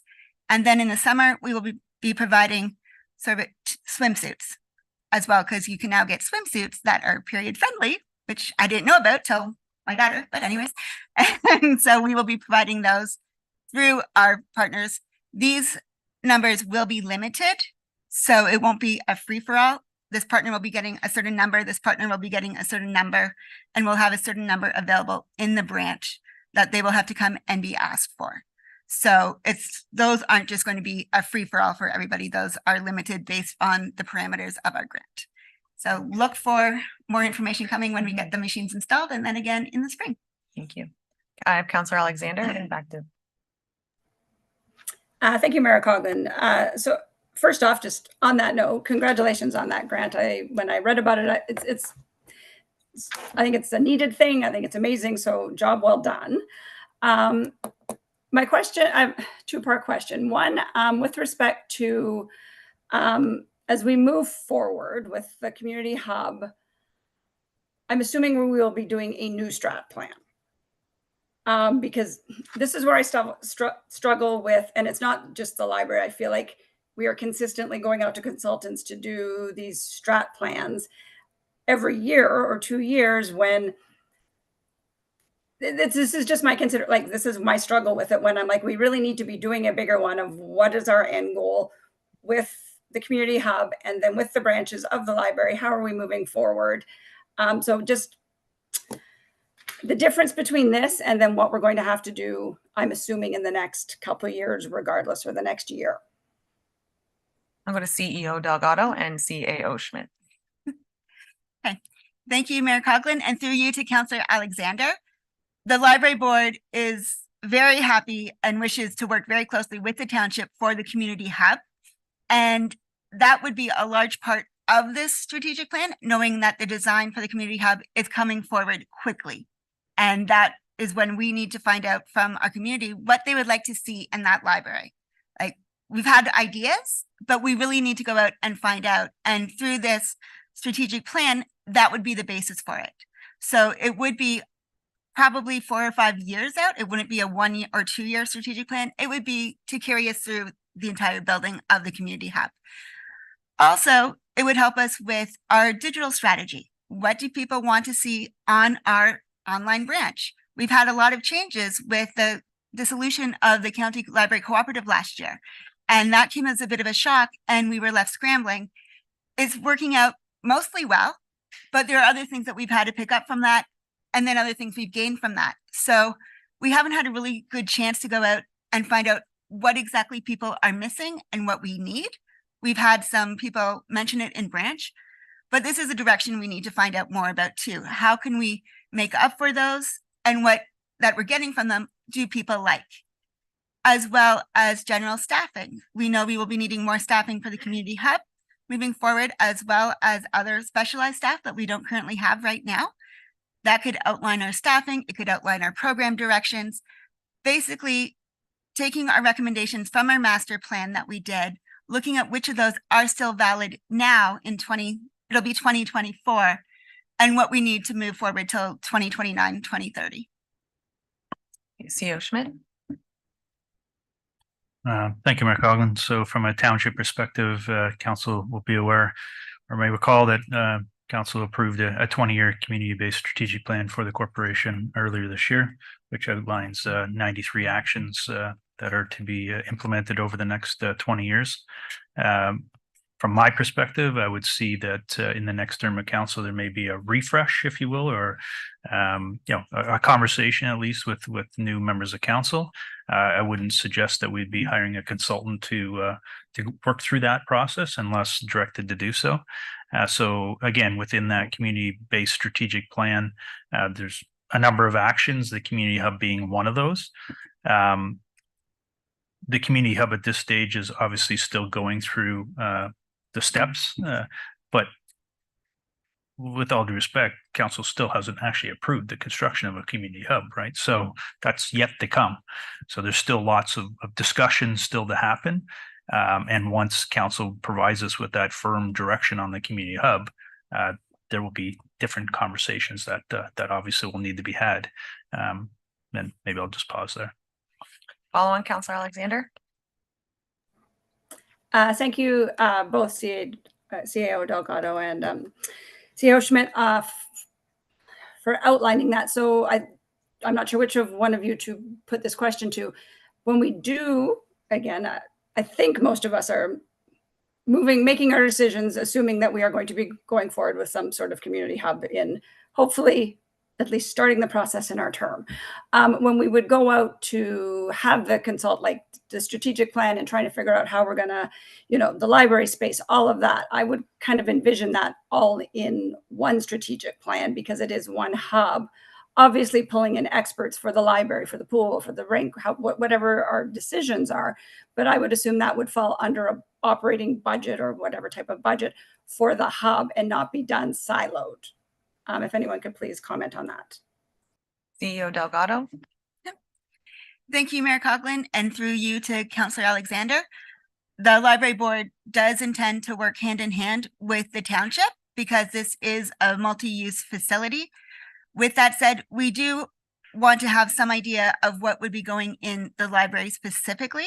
So that would be a portion of the strategic plan. But as mentioned, the strategic plan would also cover many other factors for library operations and our mission moving forward. But I'm guessing when all this happens with the community hub, we would be part and parcel of the entire township discussions and not going off just on our own. We would just be sort of more like, okay, we want like a local history room and this, and we would be bringing in our knowledge and what we've gained into the greater conversations. I have Councillor Moore and then Councillor Fisher. Councillor Fisher. The comment, I guess what I'm hearing here is that a large part of this $5,000 strategic plan is focused on the hub. And finding out your place in the hub. My issue is this: you're the CEO of the library. You essentially steer the ship of the library. I would expect you to tell us what you would like. I don't think you need a consultant to come in, tell you what to say to us. Am I seeing this wrong? I see you as the CEO of the library. You should be communicating with us as council and with staff to let us know what you want. I see your role as frankly a consultant from the library to us with your board. And in saying that, I think it's a waste of money to have $5,000. I think we have a consultant in front of us to tell us exactly what the library should look like inside of the hub. To me, that's your role. Councillor Garwood and Deputy Cabral. When I think of a strategic plan, I think of an opportunity to go out to the public, and CEO Delgado specifically stated that part of that plan would be the community engagement piece. While I have the utmost respect that CEO Delgado knows what's going on in the various communities that these libraries sit in, I also don't think it should be one person unilaterally making decisions based upon the future of the library. That's why we have a council up here. That's why CEO Delgado reports into a library board. So I think a strategic plan is absolutely necessary. So CEO Delgado, herself, her staff, the board can work collaboratively with whoever it is that's going to support that plan, along with the community piece, which is the most important piece, and then bring that information back to us to then make a decision based upon the hub. But we also need to remember, while we have a community hub in the works, we have physically 3 libraries today. That also requires direction and future planning and investment. So it's great to talk about a hub that's going to come online in 5 or 6 or 10 years. But we have 3 buildings today with jobs in them and residents utilizing them. That needs to be the priority. Deputy Cabral. Thank you, Mayor Coughlin. I mean, I'm thinking even back to last year when we sat here and there was a fairly large amount being proposed to do renovations there. And we tossed around the idea of actually utilizing the facilities across the road at a not quite fully utilized community hall to maybe retrofit at that and possibly look at selling the library building itself and creating another space across the road. And I don't know whether or not that's a conversation that we need to have going forward.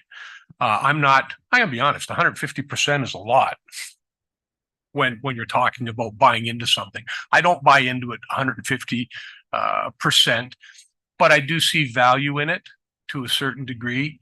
To say that we're saving $20,000 because you didn't get $20,000 is a bit of a stretch, but I think I'd still be inclined to move forward with it. I would like to see value for it, but if it does provide some guidance to the library board going forward and some level of improvement that Springwater residents can see and recognize and avail themselves of, I don't think it's a whole lot of coin. Council, I have before us that it's a motion that that the strategic plan in the amount of 5,000 move forward. And there is a recorded vote called by Councillor Thompson. Clerk Ainsworth. Thank you, Mayor Coughlin. Once I state your name, please state yes or no. Councillor Garwood. Yes. Councillor Alexander. No. Councillor Thompson. Yes. Councillor Moore. Yes. Councillor Fisher. No. Deputy Mayor Cabral. Yes. And Mayor Coughlin. Yes. That motion is carried. Thank you. Thank you, CEO Delgado. Thank you. At this time, we are moving on to number 20, that program change GIS coordinator be included for consideration in the final draft budget. I have moved by Councillor Moore, seconded by Councillor Fisher. Councillor Moore. Thank you, Mayor Coughlin. Could we maybe ask Director Radigan to give us an update on where we are right now as far as tax implication. Director Radigan? Thank you, Mayor Coughlin. Through you to members of council. At this point in time, we are looking at a municipal tax increase of 1.85%. And the blended would equate to 2.14%.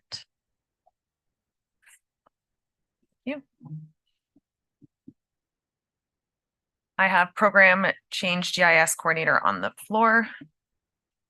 Comments and questions on this? I'm not sure who pulled it. My apologies. I actually pulled all of them because I thought we just vote on each one of them. They were not all pulled. They were not all. Oh, Sorry, the staffing, yes, yes, those are, but all the, so 20, 22, 23, 24, and 25. So the GIS coordinator, comments? I'm in favor of it. Councillors Alexander? Sorry, if I just wanted to speak out of it being pulled, just to say that I do feel that it's an important position. I feel it'll allow us to track our facilities. Yeah, I fully support this one. I think it came last year, unfortunately ended up getting deferred. So I would like to move forward with this one as well. Councillor Garwood? Thank you, Mayor Coughlin. I was under the impression we already had this discussion in regards to items to be pulled were for comment or disapproval, not to pull them to say that we like them. I thought we did that already the other night when we went through line by line. So I'm a bit confused. If we're not against it, then why are we pulling it? I have Councillor Moore and Deputy Cabral. Thank you, Mayor Coughlin. I think it's a good opportunity right now to take a look at the 1.85%. Is that a number that our taxpayers will be paying then? It's not the 2.14, it's the 1.85. And recognizing that, you know, we have given money to the food bank recently because we have recognized that there are so many people struggling. We are talking about giving free products away at the library. We're talking about employees needing 3 jobs because they can't make ends meet. I'm really not in favor at this point of approving any of the remaining positions. I think we go ahead with what we've approved. I think the fire department this year is where the focus really needs to be. I'm empathetic with the fire department. And so for me, I'm happy to sit where I am. I agree with the securities, the boundary review, the firefighters, but I won't be supporting anything else, unfortunately, because I feel that it is a burden to our taxpayers this year. I have Clerk Ainsworth. Oh, sorry, CEO Schmidt. Thank you, Mayor Coughlin. If I can ask for your indulgence, if Director Radigan can just confirm what the comment about the 1.85 versus the 2.14 and what taxpayers will be paying, as well as what's included in that 1.85 at this point. Director Radigan? Thank you, Mayor Coughlin. Through you to members of council. I actually wanted to clarify that the 1.85 actually does include everything that is kind of on the table that's here before you. So it includes the GIS coordinator, managed securities, the service spring water contract, communications assistant, support assistant, part-time to full-time, the assistant people, health and safety and learning, ward boundary review, both options 1 and 5 for the volunteer firefighters, the batting tunnel at Hillsdale, staff recognition, Anton Mills Park, the sign for Grenfell Hall, and the flagpole, flags installed at St. Vincent and Finley Mill, as well as category 2 and 3 of the operational levy and asset levy for the NBCA and the strategic plan. So that equates to a municipal levy of 1.85%, which is $39.71 for your average residential home assessed at $497,000. So, or the other way to look at it, for every $100,000 of assessment, that's $7.99. Thank you. So I do have, and before, so I do have the program change GIS coordinator on the floor. If we'd like to see that move forward, we can do that now, and then we can continue the conversation. So all in favor of the GIS coordinator? And that has carried. Thank you for that. I also wanted to be mindful, and before I go back to Councillor Moore, I understand that there's every year at budget, we talk about the difficult times that we're experiencing today, and especially since COVID, we have that. I think to myself, I feel the pressure that is going to be coming with our MPAC reassessment. That is going to be massive. Our residents are going to, in the next couple of years, experience a very significant tax increase, potentially, because the value of their home has gone up in assessment. And many people are going to turn and think that it's because the property taxes have gone up.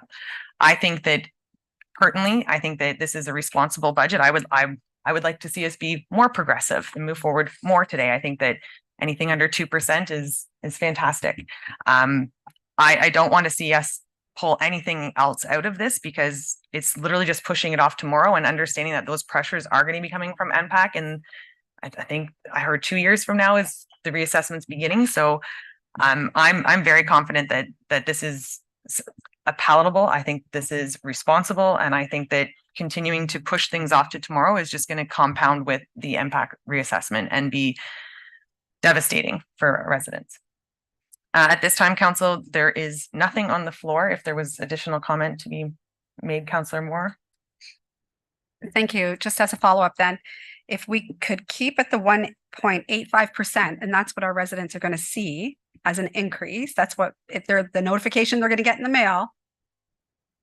Sorry, the CEO township. Schmidt? That is township portion. This is my confusion. So town, just to be, please tell me what, Yeah. what it is going to be. CEO Schmidt?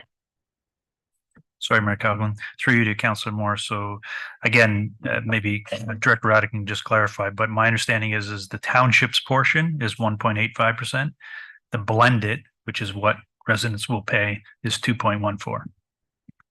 The 2.14 is what residents will be responsible for. Thank you. And I think too that, and I will go to Director Radigan, when it goes out to residents, it will say the Township of Springwater has increased taxes by 1.85%.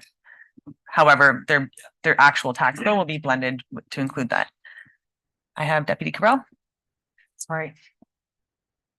Deputy Cabral. Oh, sorry. I just want to know, are we suggesting that all the items are that were pulled are no longer pulled? Because I would still like to speak to number 24. At this time, we would have to move each one individually. I mean, we could come up with a consent agenda to do it, but I think we'll just go one by one here.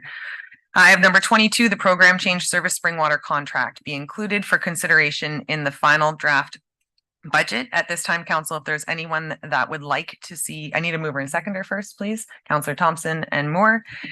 Is there comment in the negative that they would like to see this removed? Seeing none, all in favor? And that has carried.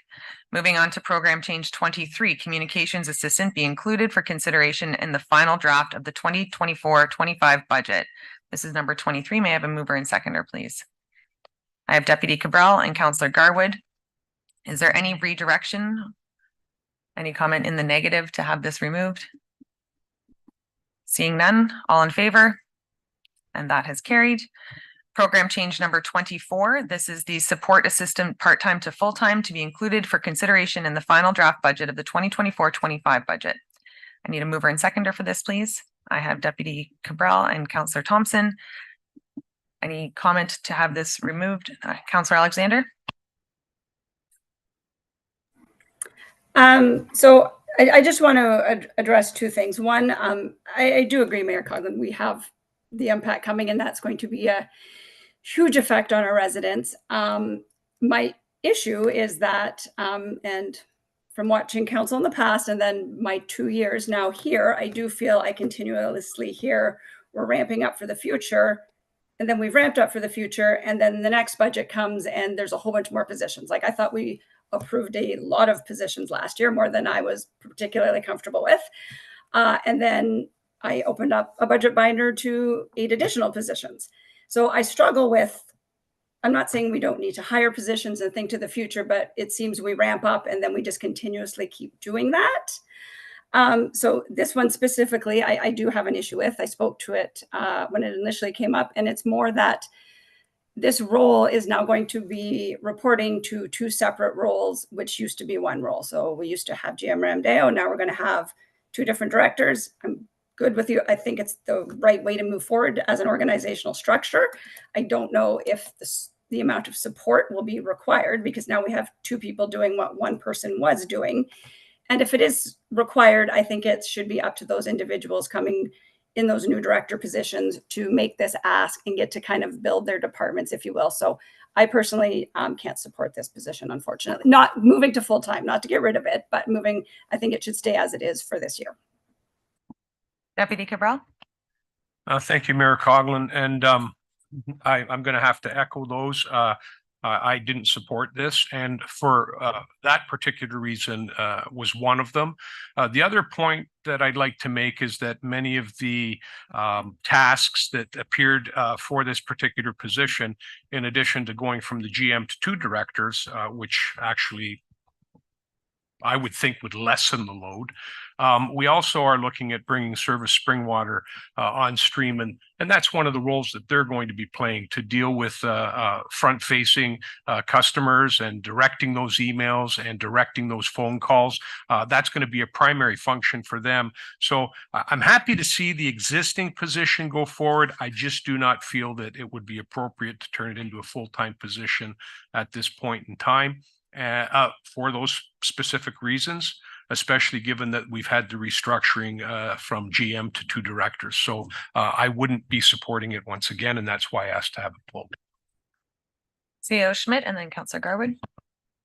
Thank you, Mayor Coughlin. So a couple of things, I guess. Understanding that the Parks and Recreation and Facilities area, as well as the Public Works, essentially has a half a person to support the department from an administrative perspective. And really what we're asking for is this position to become permanent full-time to provide for support for both of those areas. The customer service piece, yes, today they're providing customer service.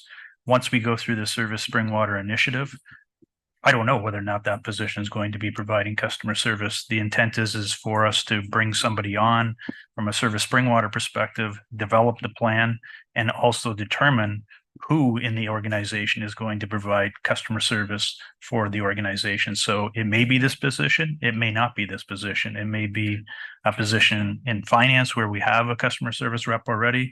It may be another position in building or planning or clerks. It's yet to be determined, right? So again, the idea here is that today we're going to be bringing on two directors, and this individual is there to support them from an administrative perspective, schedule meetings, take minutes, whatever the case may be, help with the development of reports and so on and so forth.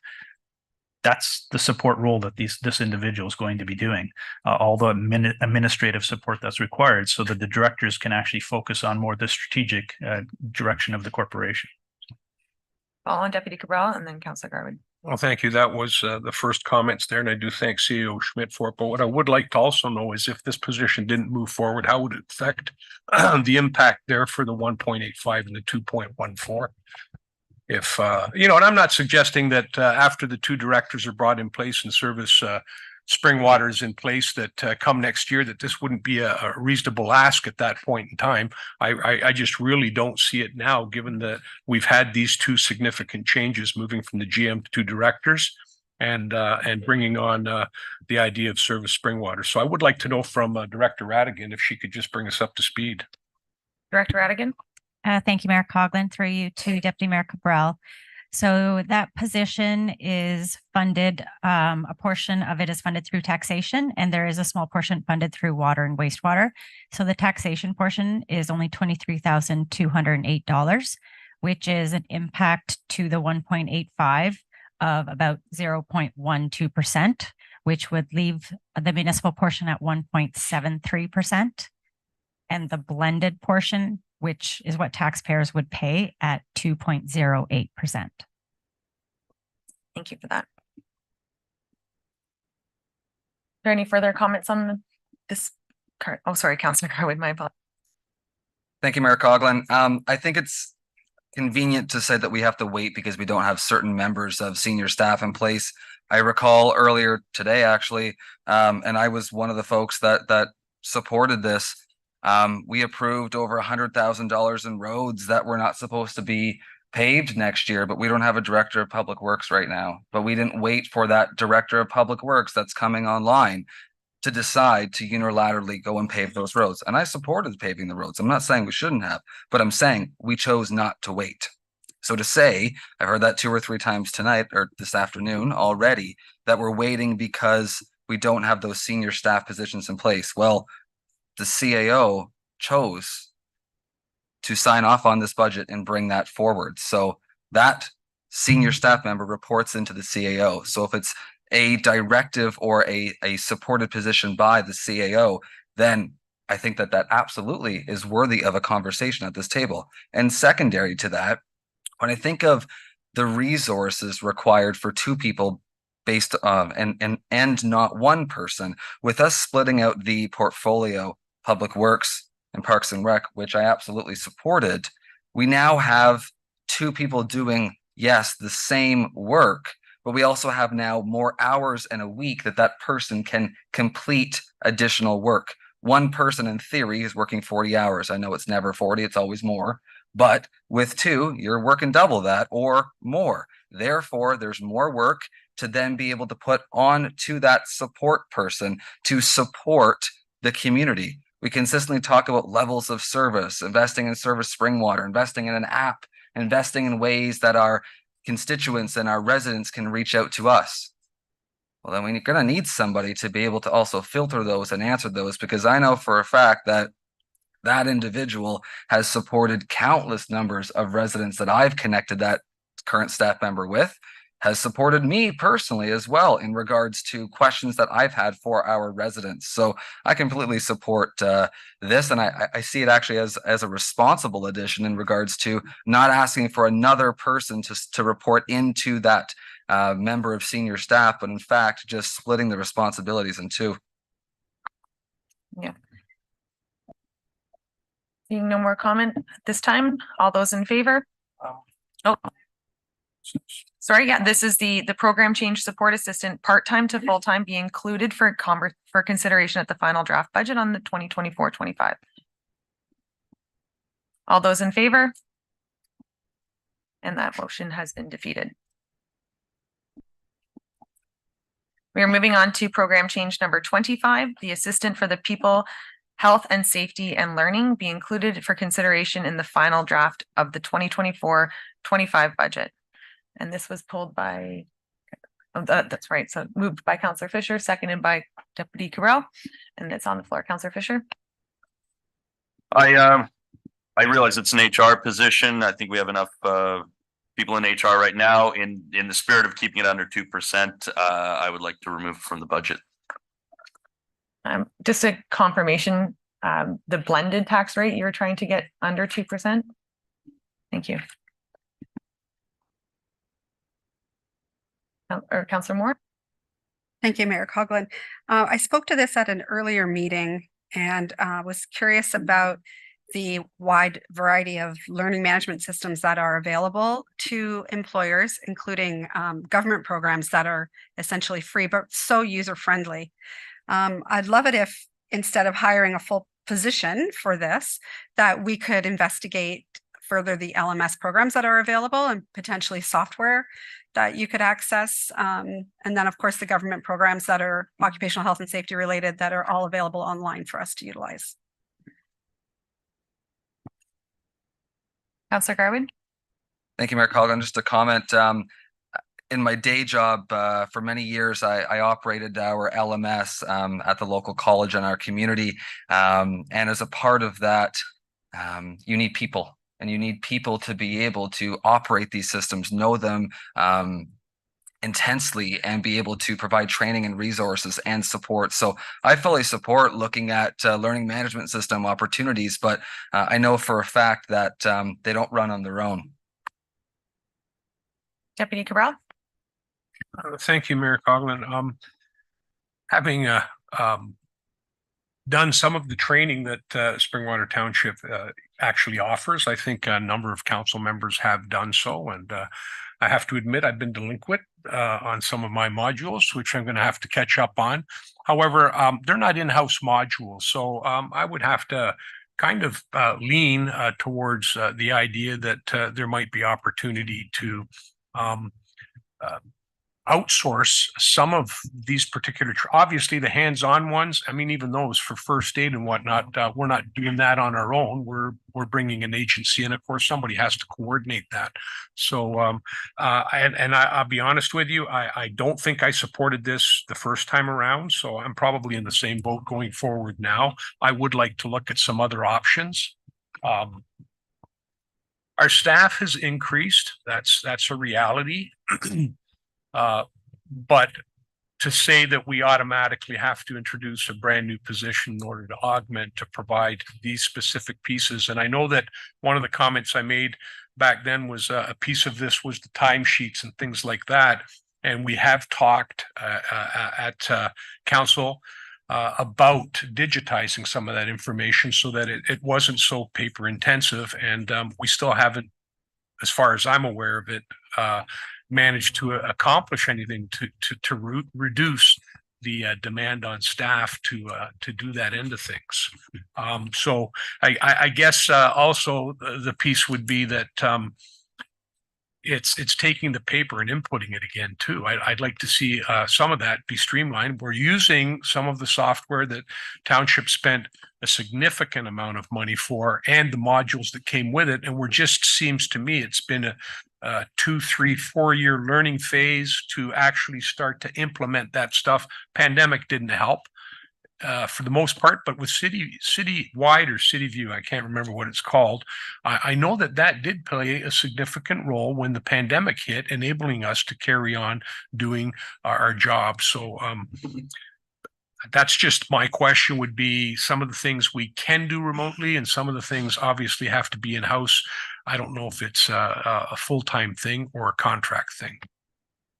CEO Schmidt, and then I have councillors Fisher and Thompson. Thank you, Mayor Coughlin. So just a couple of comments, I guess.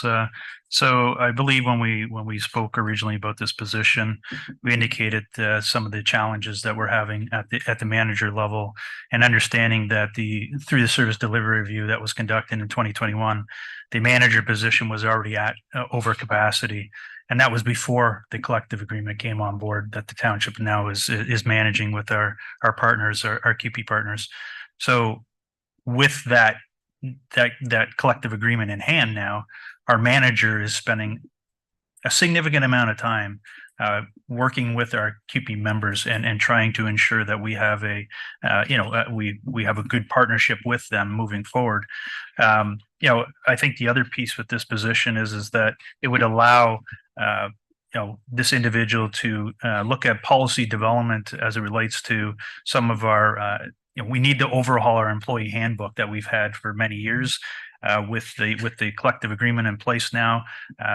That kind of provides for direction for the unionized staff, but our non-union, we really need to clean up the employee handbook and provide for more policy development. And this position will allow that to happen. I think in addition to that, there's conversations here around the table about learning management systems. So just to be clear, the UKG product that the township has already purchased has a learning management module to it. And the intent is to implement that. To Councillor Garwood's comment, we need someone to help implement that. And this position would assist with the implementation, but also with the ongoing maintenance and making sure that LMS system is up to date and can provide for learning for our staff. I would also indicate that, this position would assist with our staff recognition. We've been talking about staff recognition for quite a long time. That also requires some resources to help move staff recognition forward. This position could assist with policy development on staff recognition. Mental health and well-being of our staff. We haven't talked about it, but that's where this lands. If we want to look after our staff, we need to have resources that are available to be able to have those conversations with staff. This position would also allow for those conversations to be happening. I can go on, but those are essentially the items that this position would help support the organization moving forward. Thank you, CEO Schmidt. Councillor Fisher? Make it brief. In the private sector, third-party providers are very, very common. As a matter of fact, I would say in the last 10 years, they've become, I would say, almost the gold standard throughout large corporations and small businesses. So the idea that we need somebody in-house to facilitate this, you know, I really do feel third-party providers are well equipped to do that. Otherwise, they wouldn't have had as much success as they have in the private sector. So to hire somebody else, I just can't do it. Councillor Thompson? For the chair, I would like to thank Manager Dorit and Manager Ellis, who spent some time with me during this budget process I took the time to come in and meet with them and to help me understand the importance of this position. Clearly, I don't know who else from council come in and talk to you so that they could have an understanding to make this important decision. But based on what I'm hearing here, the discussions and some of the questions, I would assume that some didn't come in and take the opportunity to understand the importance of this. I support this position. I think all those issues that CEO Schmidt talked about are important to our community and to our staff. We're not here looking to on the table to hire a third-party provider for this. The proposal before us is that we hire a staff member for this and put it into this budget. And I'm in favor of this and will be voting for it. And when this vote takes place again, I would like to ask for a recorded vote. And Councillor Alexander? Thank you, Mayor Coughlin. I want to make a couple comments. Number one, I don't know in general if anybody at this table has not agreed that the positions brought forward have merit and can be important. I think, at least from my perspective, I'll only speak from mine, I'm looking to prioritize. Councillor Moore spoke to this. People are going to food banks, they can't make their rent, they can't afford their mortgage, which if their interest rates go up. We are not, when we hire people, it has a rolling effect. Like I believe it was around the $800,000 mark in our operating budget between salaries, benefits, merit increases, none of which I have no issue with that. But every time we hire a staff, we're just that rolling effect, we get bigger and bigger. So sometimes I feel we have to take a step back and really prioritize the positions put in front of us and what is going to make the most sense today for the next year for the taxpayer. We are not Microsoft. Bill Gates is not at the end of the table taking this bill. Taxpayers are taking this bill, and I know everyone hears their own thing when they go talk to their residents, but what I am hearing from people is they can't take on extra debt. They can't take on extra interest rates. They are scaling back. They are worried. So I think we need to be very, very prudent here, and we're sitting at a lower rate, and that's amazing. But to me, that doesn't mean, okay, well, let's just approve all these positions. It means what can we do to stay here at a low rate and try and staff up where we absolutely need to staff up today, and then look to, we are going to continue to grow and have to add more. And so it's not necessarily saying I don't agree with the position or see the merit. It is prioritizing what has been put in front of us, because a lot has been put in front of us to approve. CEO Schmidt? Thank you, Mayor Coughlin. Just listening to the conversation on the table, can I propose this? So if council is not agreeable to a permanent full-time position, there was mention of a third-party contract. Are you willing to put $50,000 in the budget for a third-party contract to ensure that these priorities are met for the organization?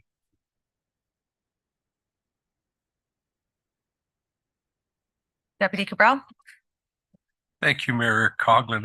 I have to chuckle a little bit because it puts us in that position where, you know, we're going to put $50,000 into something that we don't know what it's worth. But I'll be honest with you, I would support that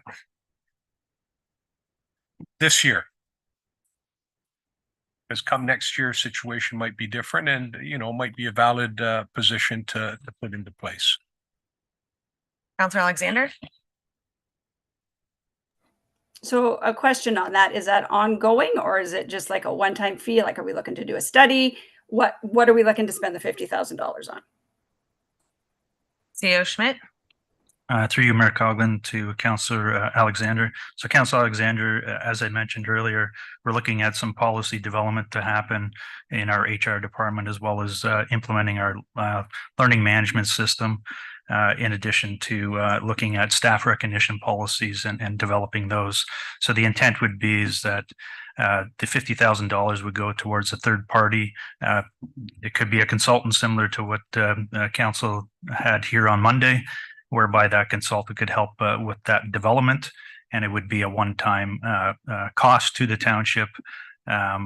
So again, to the deputy mayor's comment, it would only be for 2024. It wouldn't be an ongoing cost.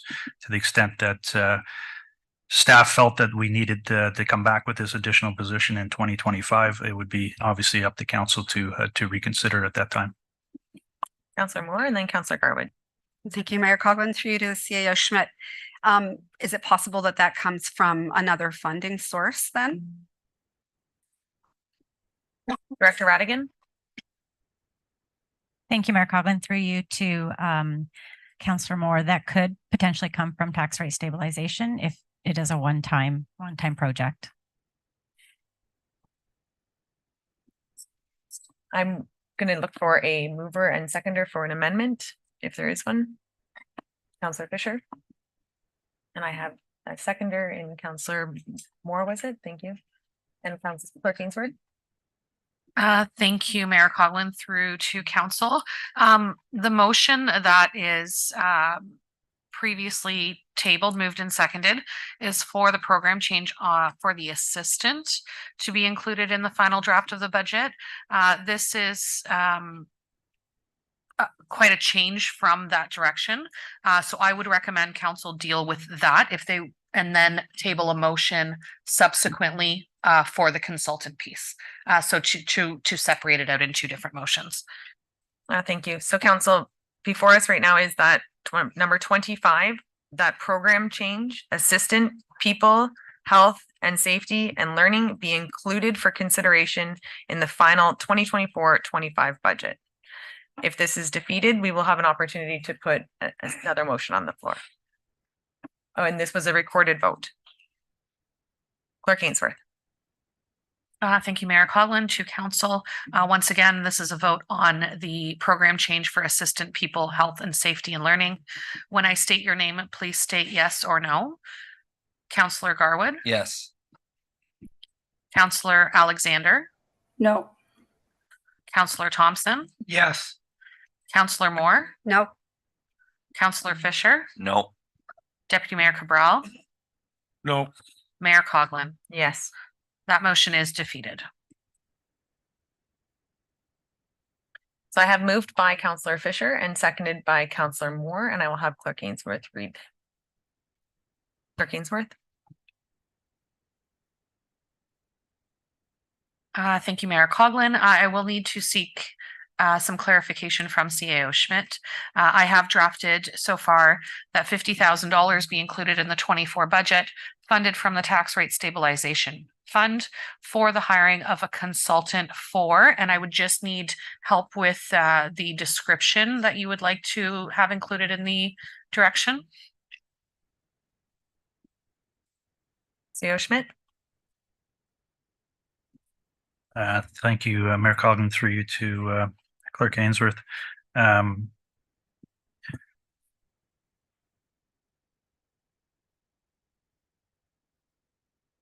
My apologies. Just trying to think about. There's an abundance of things that the consultant can do. So it's policy development, staff recognition, implementation of learning management system. So it's a multitude of things.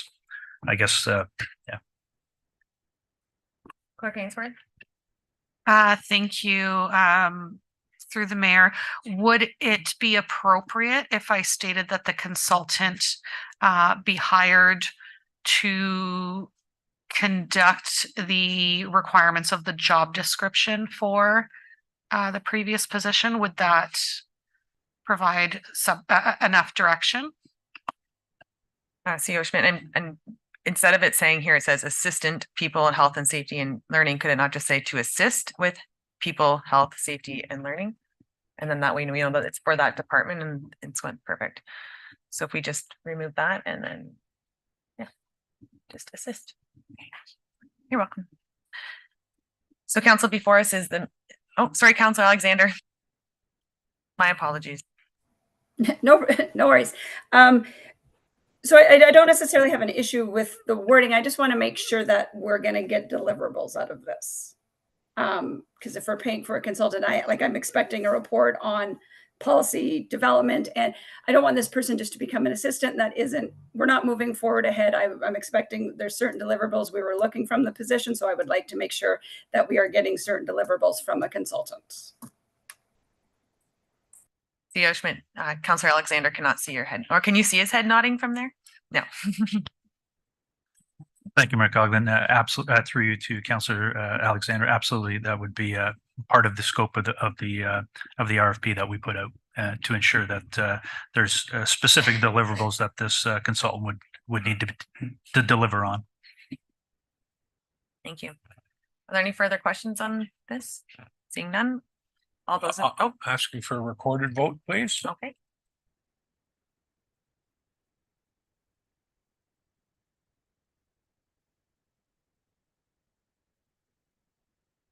Clerk Ainsworth. Thank you, Mayor Coughlin. Would anyone like the motion reread? When I state your name, please state yes or no. Councillor Garwood. Yes. Councillor Alexander. Yes. Councillor Thompson. Yes.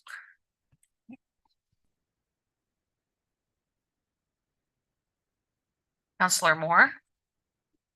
Yes. Councillor Fisher. Yes. Deputy Mayor Cabral. Yes.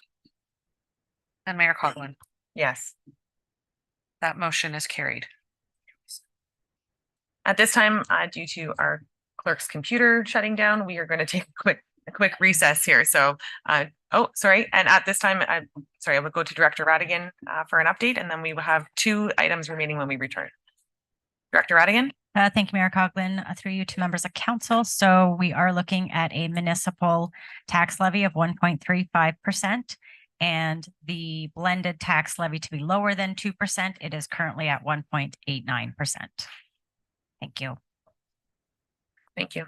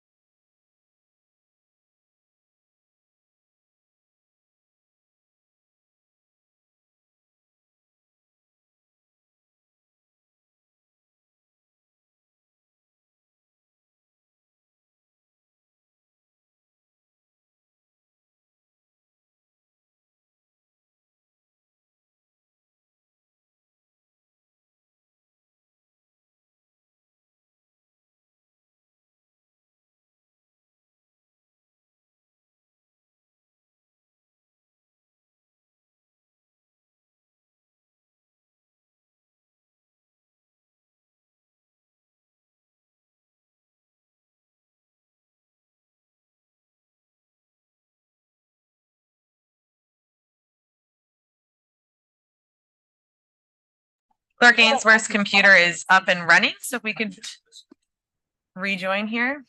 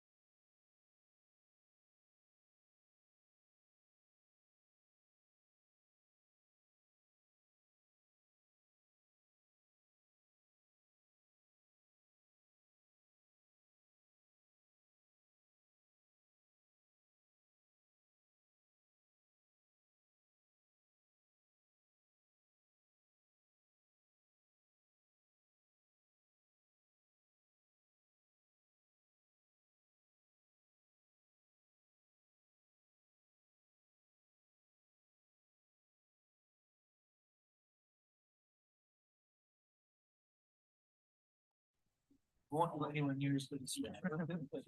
can try. All right. We are returning and we are on item number 32. Item number 32 is the Henburn Park Development Fund. And I need a mover and seconder for this one, please. I have Councillor Garwood and Deputy Cabral that the remaining funds for the Henburn Park Redevelopment Fund, Park Development Fund be allocated to project 202046, and it's to replace the Homer Barrett rink boards and it's to remain in 2025. Deputy Cabral. Thank you, Mayor Coughlin. It's not necessarily to remove it or anything. I just wanted to highlight that there may be other options as far as enclosing the rink pad itself. And I know that I've seen these plastic water-filled structures that you can attach together. They have them down in Wasaga Beach. And I just wanted to make sure that when staff do start going out and looking, that they explore that particular option, so that if there's a cost savings, it'd be great. They seem to be very, very durable, because the ones down there at the beach have been there for about probably 7, 8 years. And they use them in the summertime. They play their ball hockey and stuff in there, but it's just like a regular ice rink. And I don't know if they have doors on some of them, but I just wanted to speak to that, so that staff are at least aware that they exist, and maybe they get an opportunity, they can pop down there and look into it. If they're more expensive, then let's go with wood. But if not, it might be a viable solution, and it might present opportunity for some of our other rinks that don't have boards in smaller communities. That was the only point I wanted to make. Thank you. Comment, Manager Dean. Thank you, Mayor Coughlin, through yourself to Deputy Mayor and the rest of council. Yes, so during the, I guess like the research or the background part of that project, we could look into different options for styles of rink boards. So not necessarily just defining it to a permanent rink board structure, which would be similar to what you'd see at per se Phelpston or Midhurst. Thank you. Any other comments on 32? Seeing none, all in favor? And that has carried. We are now moving on to number 34. It's the staff appreciation recognition budget be increased by $2,000 and to be funded by taxation. Mover and seconder to have this on the floor. I have Deputy Cabral and Councillor Fisher. And comment, Deputy Cabral. Thank you, Mayor Coughlin. Actually, it was a question I had with respect to the $2,000 and the existing fund, and I just wanted to my question was answered. It's $2,000 additional dollars into the staff recognition fund, which already exists. So I'm okay with that. Thank you. Thank you. Any additional questions? Seeing none, all in favor? And that has carried. Before I move on, that was the last one. So Clerk Ainsworth, would you like the additional questions now or after the next one? Clerk Ainsworth? Thank you, Mayor Coughlin, through to council. So the remainder of the process, we are at the end of the scheduled budget meetings. The next item on the agenda is the referral of the draft budget, including all of the amendments that have taken place over the last 4 meetings. The budget in its final form will be coming to council at the December 6th meeting for council's final approval. Council will have an opportunity on December 6th to make any further changes should they wish. But the intention of today was to try to get all of the items council wishes to see in the budget changed or removed from the budget finalized so that staff can come forward with a final presentation and the necessary bylaws. So at this time, there is another opportunity for council to table any motions, ask any questions, or look for any redirection or reconsiderations or whatnot. Deputy Cabral? Thank you, Mayor Coughlin, and thank you for the opportunity. I was looking at for when the salary pay grid would come up again, and I noticed here that it's to be adopted as part of the bylaws. And I just wanted to say that in respect of that, we've gone 2 years on a temporary basis, and I was going to propose that the pay grid be adopted. However, I would also like to include as part of that the pay grid is adopted with the recent consultations that we had regarding the pay grid, that the recommendations being made be considered with respect to the pay grid moving forward. Some of them were to be implemented over a period of time. So, Clerk Ainsworth? Thank you, Mayor Coughlin, through you to Deputy Cabral and the rest of council. There was a open session motion following a closed session regarding the review of the draft salary administration policy. Through that, there was direction from council for a further report to come forward regarding the recommended changes and alterations from the consultant. So that direction still stands and will come forward at a future meeting of council. Adoption of the salary grid through the budget process wouldn't affect that direction. Staff will still come forward with that report, and then council can move forward as they deem necessary. Once something is approved by bylaw, council does have the opportunity to amend that bylaw. So approval of the salary grid on December 6th wouldn't prevent council from implementing any recommended changes through the draft salary administration policy, or for council to make further changes to the grid down the road, a year, 2 years, or whenever councils would so wish to. okay, thank you. That was part and parcel to why I wanted to speak about it today. But if that's the case, then I'm happy to wait till December the 6th and then wait for the report to come back. And for clarification, wait for December 6th. I'm happy to adopt it tonight, to be honest with you. I think if based on what Clerk Ainsworth has said, it alleviates my concerns in putting it off. I was trying to adopt it and include the potential down the road, but as Clerk Ainsworth has pointed out, that opportunity will still exist. So I would suggest that I'd be prepared to move to adopt the pay grid rather than keep it in temporary limbo. Thank you for the clarification. I have CO Schmidt and Councillor Moore. Thank you, Mayor Coughlin. No comment. I guess at this time, I believe the deputy mayor has indicated that he would like to see the grid come forward. And maybe Clerk Ainsworth, you can. I don't believe the bylaw is included in the agenda, and hence that would have to come to the December 6th meeting for council's adoption. Councillor Moore and then Clerk Ainsworth. Thank you, Mayor Coughlin. Through you to CAO Schmidt.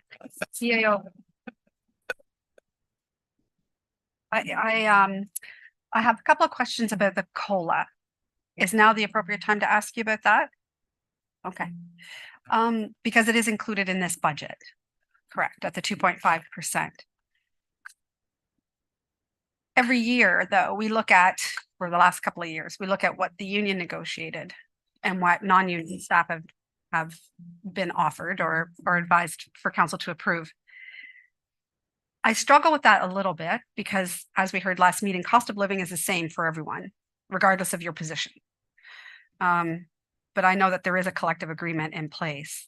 So I'm wondering if there is an opportunity to relook at that it's not a negotiating tool, that it's something that's not part of the collective agreement. That way it could be provided consistently for everyone. Manager Ellis or Manager DeVee or CEO Schmidt? CEO Schmidt. Thank you, Mayor Coggan. Maybe I'll start, and if the other two managers have any comments, we can go to them. So through you, Mayor Coggan, to Councillor Moore. So maybe let me phrase it this way. So the salary admin policy that came forward to council, and I'll be honest, I haven't seen the recommendations yet, so I haven't had a chance to review any of that. Within that draft policy, there was a section about how we kind of calculate the economic adjustment and or cost of living adjustment. So you're right. We have kind of been following in lockstep, if you will, with our QP partners. I believe in that draft policy, we had indicated a couple of different mechanisms, if you will, as to how we would maybe calculate the cost of living on a go-forward basis for non-union. So one, we could, if the direction from council is to match whatever the union gets, we could make that change within the policy so that it's very clear. But directly to your question about, not having cost of living in the collective agreement, my understanding is that's part of the negotiation with the union. Is that the cost of living is part. It's not just the cost of living; it's everything that they're negotiating for, right? So cost of living is part of it. Compensation increases, benefit increases, other policy language that they want changed. That all becomes part of that negotiation. And typically, we come back to council and we'll ask, what is the direction from council? Are we looking at a 2 or a 3 year time frame, and what is the upper limits that we have the ability to kind of negotiate with the union? So I'm not sure if that the cost of living I think has to kind of stay in there, to be honest with you. Although I guess we could reach out to legal to get a better understanding of that, or if our two managers might be able to speak to that better than I can. Manager DeVries.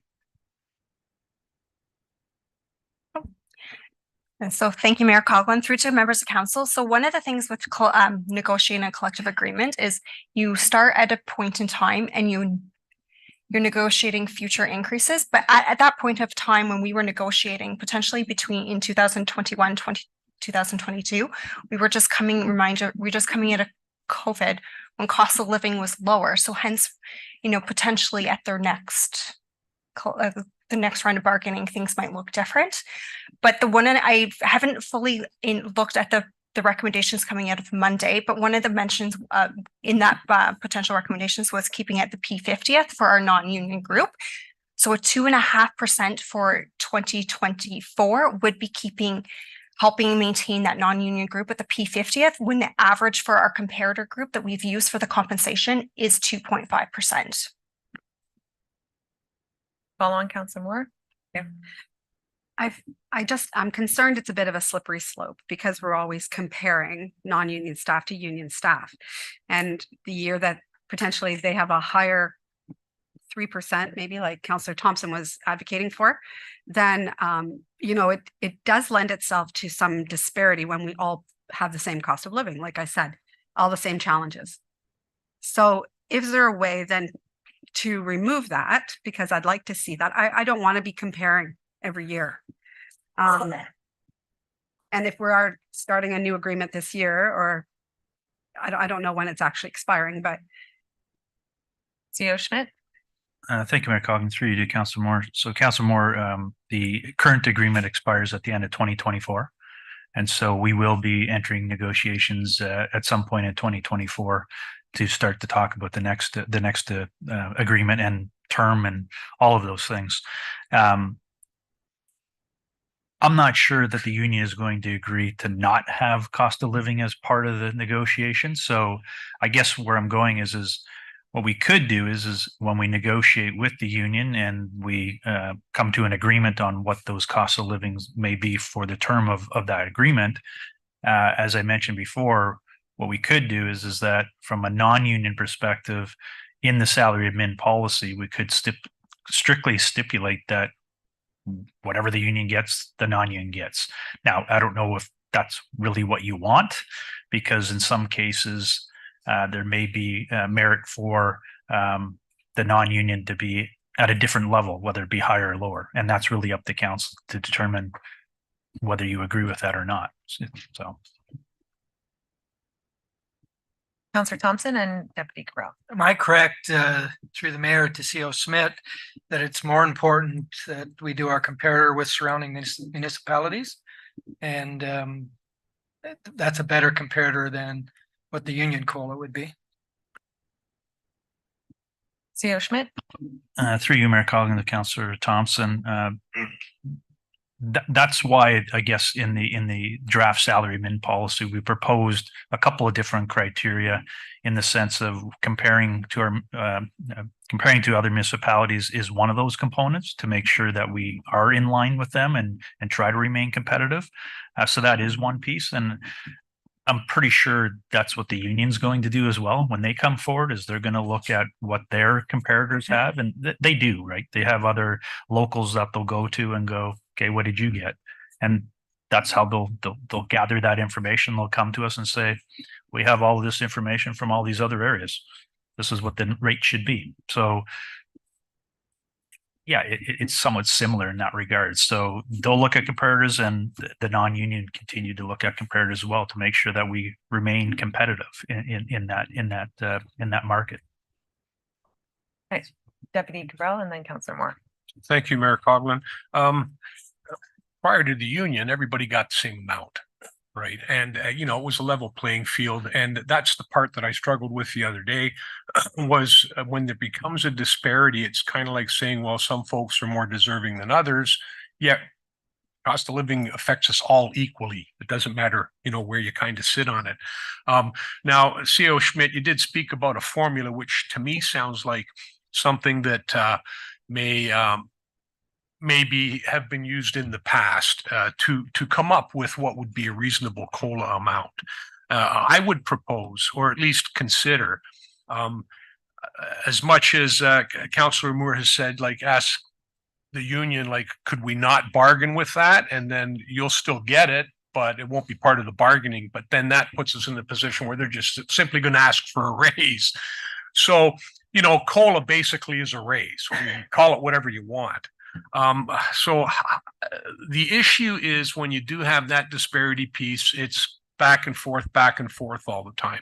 And you're right. They go to their comparators just like everybody else does. Firefighters, everybody does the same thing. I would kind of like to be able to, I don't know how it works with what they negotiate. Maybe they have their own formula, but at least we have a formula that we can use and see what it is that they come up with, part of that bargaining process. But I would actually like to see us start off at a level playing field the way we were prior to the union, which in my opinion would be 2% for 2024. And when that bargaining piece comes up, we need to have a meeting with the CAO and maybe HR as well as council to determine how we're going to bridge that gap so that we can make it equitable for everybody concerned, non-union staff as well as union staff. To me, that's more palatable. I know that you can always have more benefits for one group and less benefits for another, but it does create some dissension, and it does create people saying, how come they get this and how come we didn't, or how come we got this and they still got more. I think that would be certainly easier for me than to say, hey, if it's going to be 2.4% in 2025 and whatever it is the next one, especially if non-union staff are let's say since they're part of the whole process, they would know what would be reasonable. And if that's what the union gets and non-union staff would get it too, at least it's equitable in that fashion. So that would be my proposal going forward. I have Counselor Moore and Thompson. I hear what you're saying. My concern with that is that the union got exactly what they bargained for. Like they literally got exactly what they signed off on. So to me, that they got what they want. And I hear Manager DeVries saying that we have direction to try and stay within the 50th percentile of our comparators. And I think it's important that we stay competitive at that 50th percentile. So I think that lowering the COLA is actually going below the 50th percentile, which is a target of ours. So I do have Councillors Moore, and then I'll come. Thank you, Mayor Coughlin. Could I ask the clerk then to put the comparative chart up on the screen so that everybody can see what we're talking about for COLA and what it's been like for the past 5-6 years?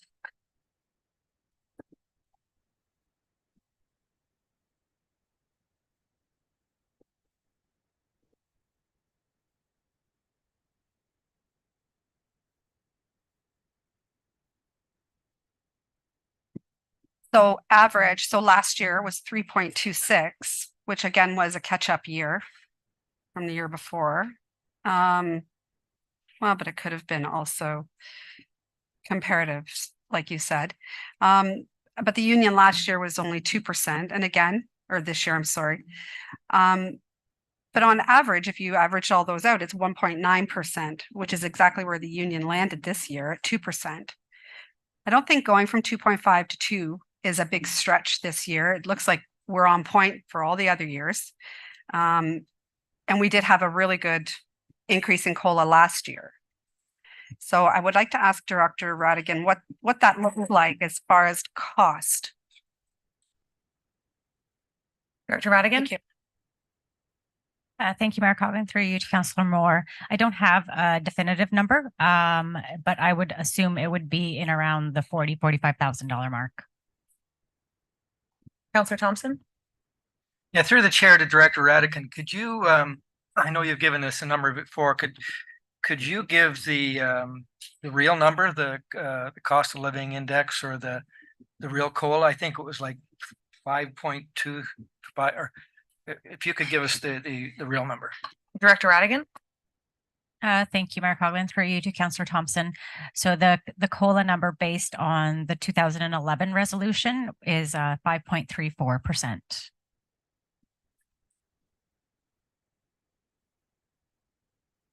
Deputy Cabral. Thank you, Mayor Coughlin. I just want to be mindful too that we did have a bit of a discussion regarding COLA, and we were looking for the opportunity to provide the recognition piece. I think that to say that we're tied to what the consultant specifically told us with respect to the COLA, I think that's something that can still be adjustable, because as CEO Schmidt did allude to, it could be higher. You know, what the union gets could be higher based on their formula and based on their bargaining. And then, I mean, administrative staff or non-union staff would then benefit from that. On the years when it's lower, maybe not, but when you look at the average, maybe things would average out. But it's the recognition piece. We also looked at maybe the potential of a bit of a performance piece that might be able to negate any shortcomings. Outside of that, when we did the comprehensive salary review, they came back with specific numbers. And those specific numbers really related more to what the salaries were that were being posted. And we didn't really cover off on the benefit side either, but the salaries that were being posted. And that's what they based that salary grid on. And we're moving from there forward. So this is just a bad year, I think, in my mind, because it sets us up for having two different groups and two different COLAs going forward. And I just think the COLA piece of it, there's got to be some way to mitigate the shortcomings that might happen on the non-union side as far as the compensation with your comparators goes. So maybe CEO Schmidt, you can kind of, provide us with a couple of options. Thank you. And before I go to CEO Schmidt, the option, thank you. So we have yet, since having a union, to have a comparative or matching COLA with the union. CEO Schmidt? Through you, Mayor Coughlin, maybe I can propose. So again, when staff brings back the draft salary min policy for council's consideration, understanding recommendations that came forward from the consultant, what I'm hearing is maybe you're not 100% agreeable with that, and that's fine. So we can bring it forward, and maybe as a baseline, we propose that the non-union and the union are equivalent as it relates to the COLA. But at any point in time, that said, council has the ultimate discretion as to whether or not they want to veer away from that, right? So maybe as a starting point, maybe that's to ensure that there's no disparity between the two groups. We start there. And again, council, it'll be your policy, and you can determine whether or not you want to go in a different direction, if you will. Thank you, CEO Schmidt. Through to Clerk Ainsworth or maybe previous members, did I not bring forward a motion to that exact wording? I remember having conversations with CEO Schmidt heavily about that. I brought forward a motion, and last council defeated. I brought forward a motion to have COLA remain equal with the union when it came in, and it's obvious that policy is not in place. So I mean, anything I bring forward typically is not supported. So that obviously was not either. CEO Schmidt? Through you, Mayor Coughlin, to members of council. I don't recall an actual motion or a direction. There may have been conversation, but I don't, again, subject to Clerk Ainsworth looking at it, I don't believe an actual motion or direction came forward to council. And if it was, it wasn't carried, if you will. So, okay. Thank you. Deputy Cabral? Just on that point, CEO Schmidt, I'm just wondering when the bargaining unit for the union did finally negotiate, was that in 2022 or 2021? It would have been 2022. CEO Schmidt? Through you, Mayor Coughlin, Deputy Mayor Cabral. So I believe we started late 2021, but we ratified in June or July of 2022. And that may, sorry, Mayor Coughlin, that may explain the disparity. Maybe there was conversation about it, but that would mean that administrative staff would have already gotten their COLA as part of the budget process, and the unionized staff would have been put on hold at that time. And that's probably how this started, because we're only in the second year of that contract. So I would still like to see us be able to move forward with keeping it on a level playing field for this year and find a mechanism that works for everybody going forward. Is there a motion? I would suggest, if I was to propose a motion, that the COLA for non-union staff go forward at 2%. And that as part of how did you phrase it, CEO Schmidt, with respect to the consultant and trying to tie in the union so that we could come under one umbrella for it? CEO Schmidt? Thank you, Mayor Coughlin, through you to Deputy Mayor Cabral. So I think what we were suggesting is we still have the direction coming out of Monday night's meeting was to come back with a report for council's consideration with the policy for the salary min policy for non-union. So I think there's a clause in there, there's a section in there that speaks to kind of the cost of living, if you will. We could phrase it so that, again, the non-union would be essentially the determination of cost of living would be equivalent to whatever the collective bargaining unit gets. And again, subject to council's consideration. Again, you can change that up or down. I have a seconder, I have Councillor Fisher. Yeah, I'm wondering, based on that, through you, Mayor Coughlin, well, not necessarily CEO Schmidt. What I'm thinking in my head right now is that the motion go forward that we adopt the pay grid, and the COLA, we can make it retroactive anyway, right? If we're going to wait to see what the unionized staff is going to be getting, oh, they're not finished until 2024. So I'll have to defer back to CO Schmidt, move forward with 2%, and then based on negotiations, see about tying it together going forwards. I have Clerk Ainsworth. Thank you, Mayor Coughlin through to Deputy Mayor Cabral. What I would recommend is keeping your motion to the COLA for 2024. The salary admin policy will be coming forward with a report, and just to ensure full transparency, it would be appropriate that it comes forward as recommended by the consultant, and then council would have the opportunity to amend it at that time. As there has already been direction on Monday evening to bring it forward in a certain manner.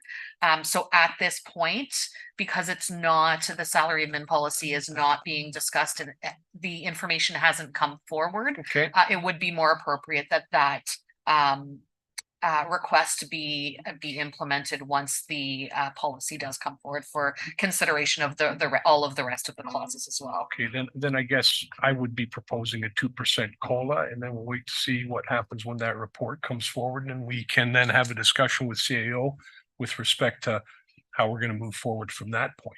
So 2% going forward. Thank you. Director Radigan, if I could ask, could you repeat for me again our current and blended rates, municipal? Thank you, Mayor Coughlin, through you to members of council. Our current municipal tax levy is at 1.35%, and our current blended tax levy is at 1.89%. Thank you. Understanding that we are already currently sitting at the goals expressed by members of council, I think that the 2.5% brought forward is a responsible, well, not only responsible number, it's less than half of what it actually is calculated to be. I think that remaining competitive with our comparators is something that we have set out in many different areas or in areas within the corporation. I see absolutely no point in taking 0.5% of the COLA and reducing it to suggest that it's will cause disparity between the union and non-union staff. I mean, can put it up again. This is the third time and it has not been equitable. So moving forward, putting that policy in place is fine, but I will not support reducing from 2.5% to 2%. Deputy Cabral. Thank you, Mayor Coughlin. I just want to be clear. We've only been at a disparity for 1 year. That's what we're talking about. No, 1 year. This is a brand new year coming up for 2024 that we're talking about, where the union has already determined it. It's non-unionized staff that we're talking about, and this has nothing to do with the amount.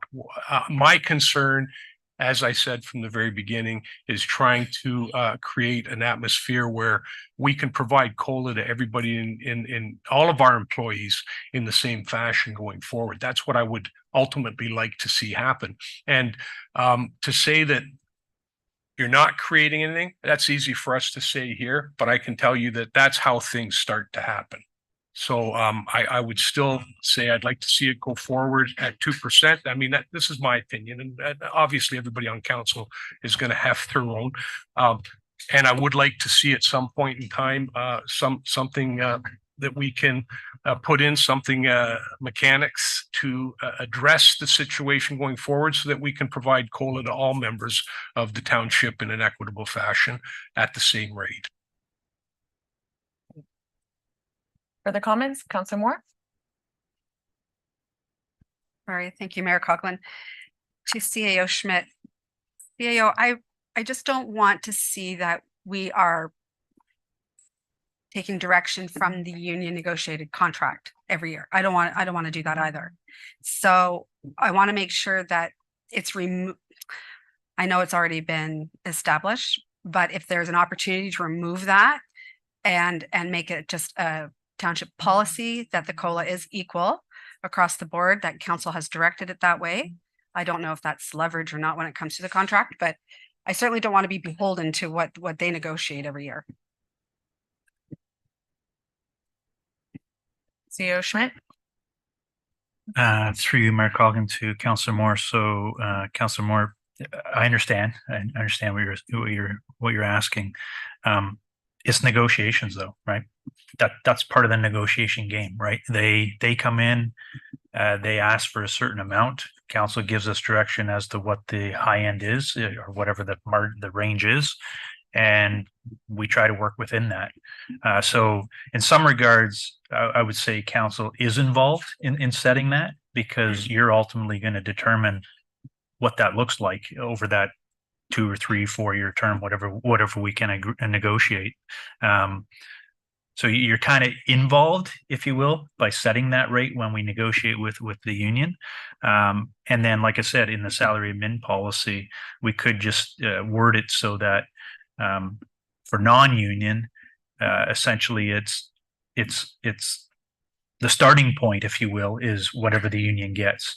And ultimately, it's up to council whether you choose to have that number be different for the non-union staff, right?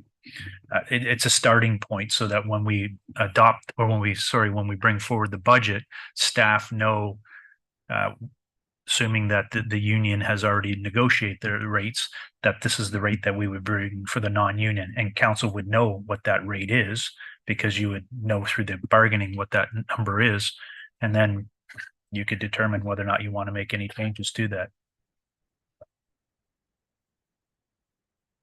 Deputy Cabral? Just one more comment. Thank you, Mayor Coughlin.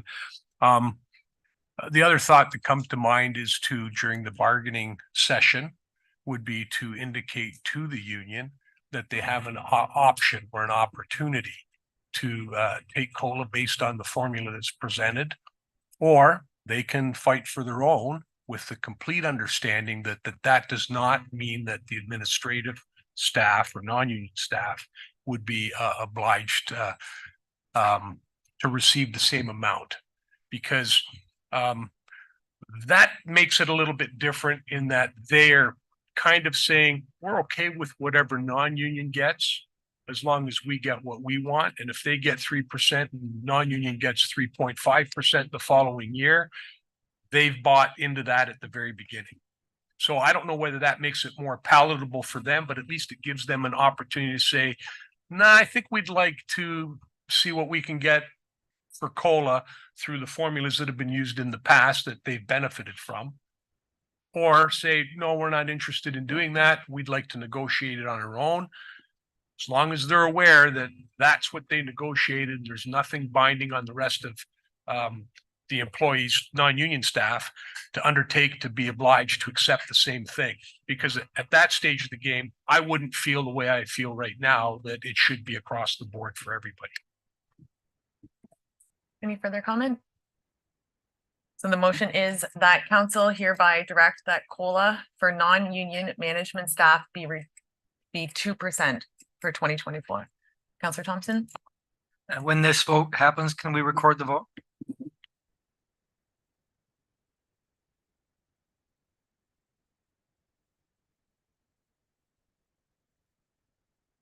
Clerk Ainsworth? Thank you, Mayor Coughlin. I will move forward with the vote. When I state your name, please state yes or no. Councillor Garwood, Yes. Councillor Alexander, Yes. Councillor Thompson, No. Councillor Moore, Yes. Councillor Fisher, Yes. Deputy Mayor Cabral, Yes. and Mayor Coughlin. No. That motion is carried. Council, at this time, are there any further additions, motions, deletions? Deputy Cabral? Question. Thank you, Mayor Coughlin. Did we actually vote on the pay grid moving forward? Clerk Ainsworth? Thank you, Mayor Coughlin, through to Deputy Mayor Cabral. The next item on the agenda is the referral of the draft budget. And within that motion, it has that a bylaw come forward on December 6th. The pay grid does need to be approved by bylaw, and there wasn't one prepared for this meeting, as that wasn't the intent. So without the bylaw on the agenda, it makes it difficult for council to approve it. The intent was that it comes forward on December 6th with the actual bylaw attached to the agenda for council's review and approval or consideration. Okay. I'm happy to wait till then, but somebody might jump up at the table and say they don't want it. No, that's fine. I must say that adopting the bylaw and saying that you want it to approve the pay grid because it's not here right now as part of the bylaw that there's going to be a bylaw created, correct? Wouldn't that normally be the process that we would follow? We would say we want to adopt the pay grid, and then a bylaw would come up at the December 6th meeting. So that's probably what's got me a bit confused here. Clerk Ainsworth? Thank you, Mayor Coughlin. So the next motion, I'll read the exact section. It says that a bylaw to approve the non-union management salary grid be presented at the December 6th meeting for final approval.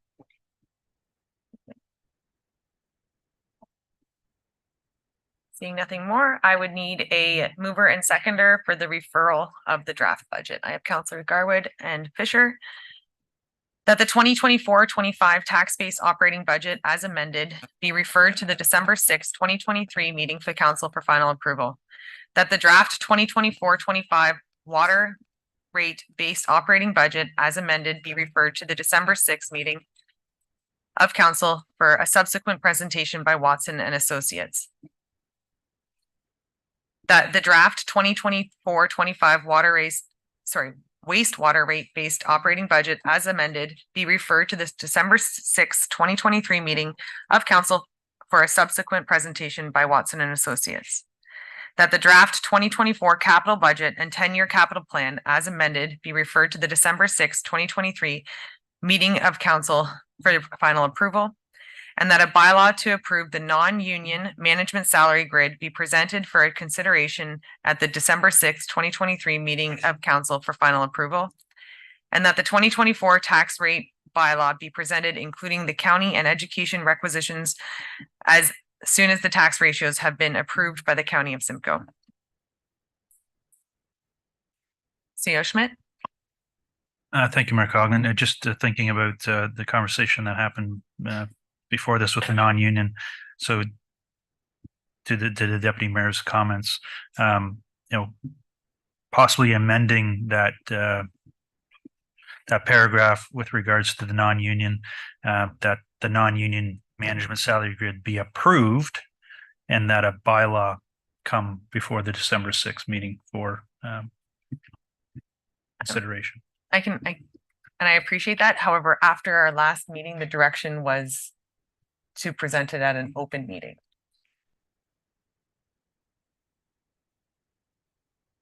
That's fine.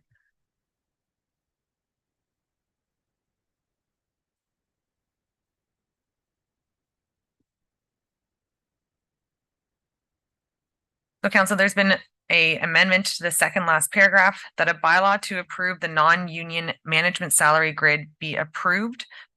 And that's it. And then, right? That's all it would be. That council approved the non-union management salary grid. Okay.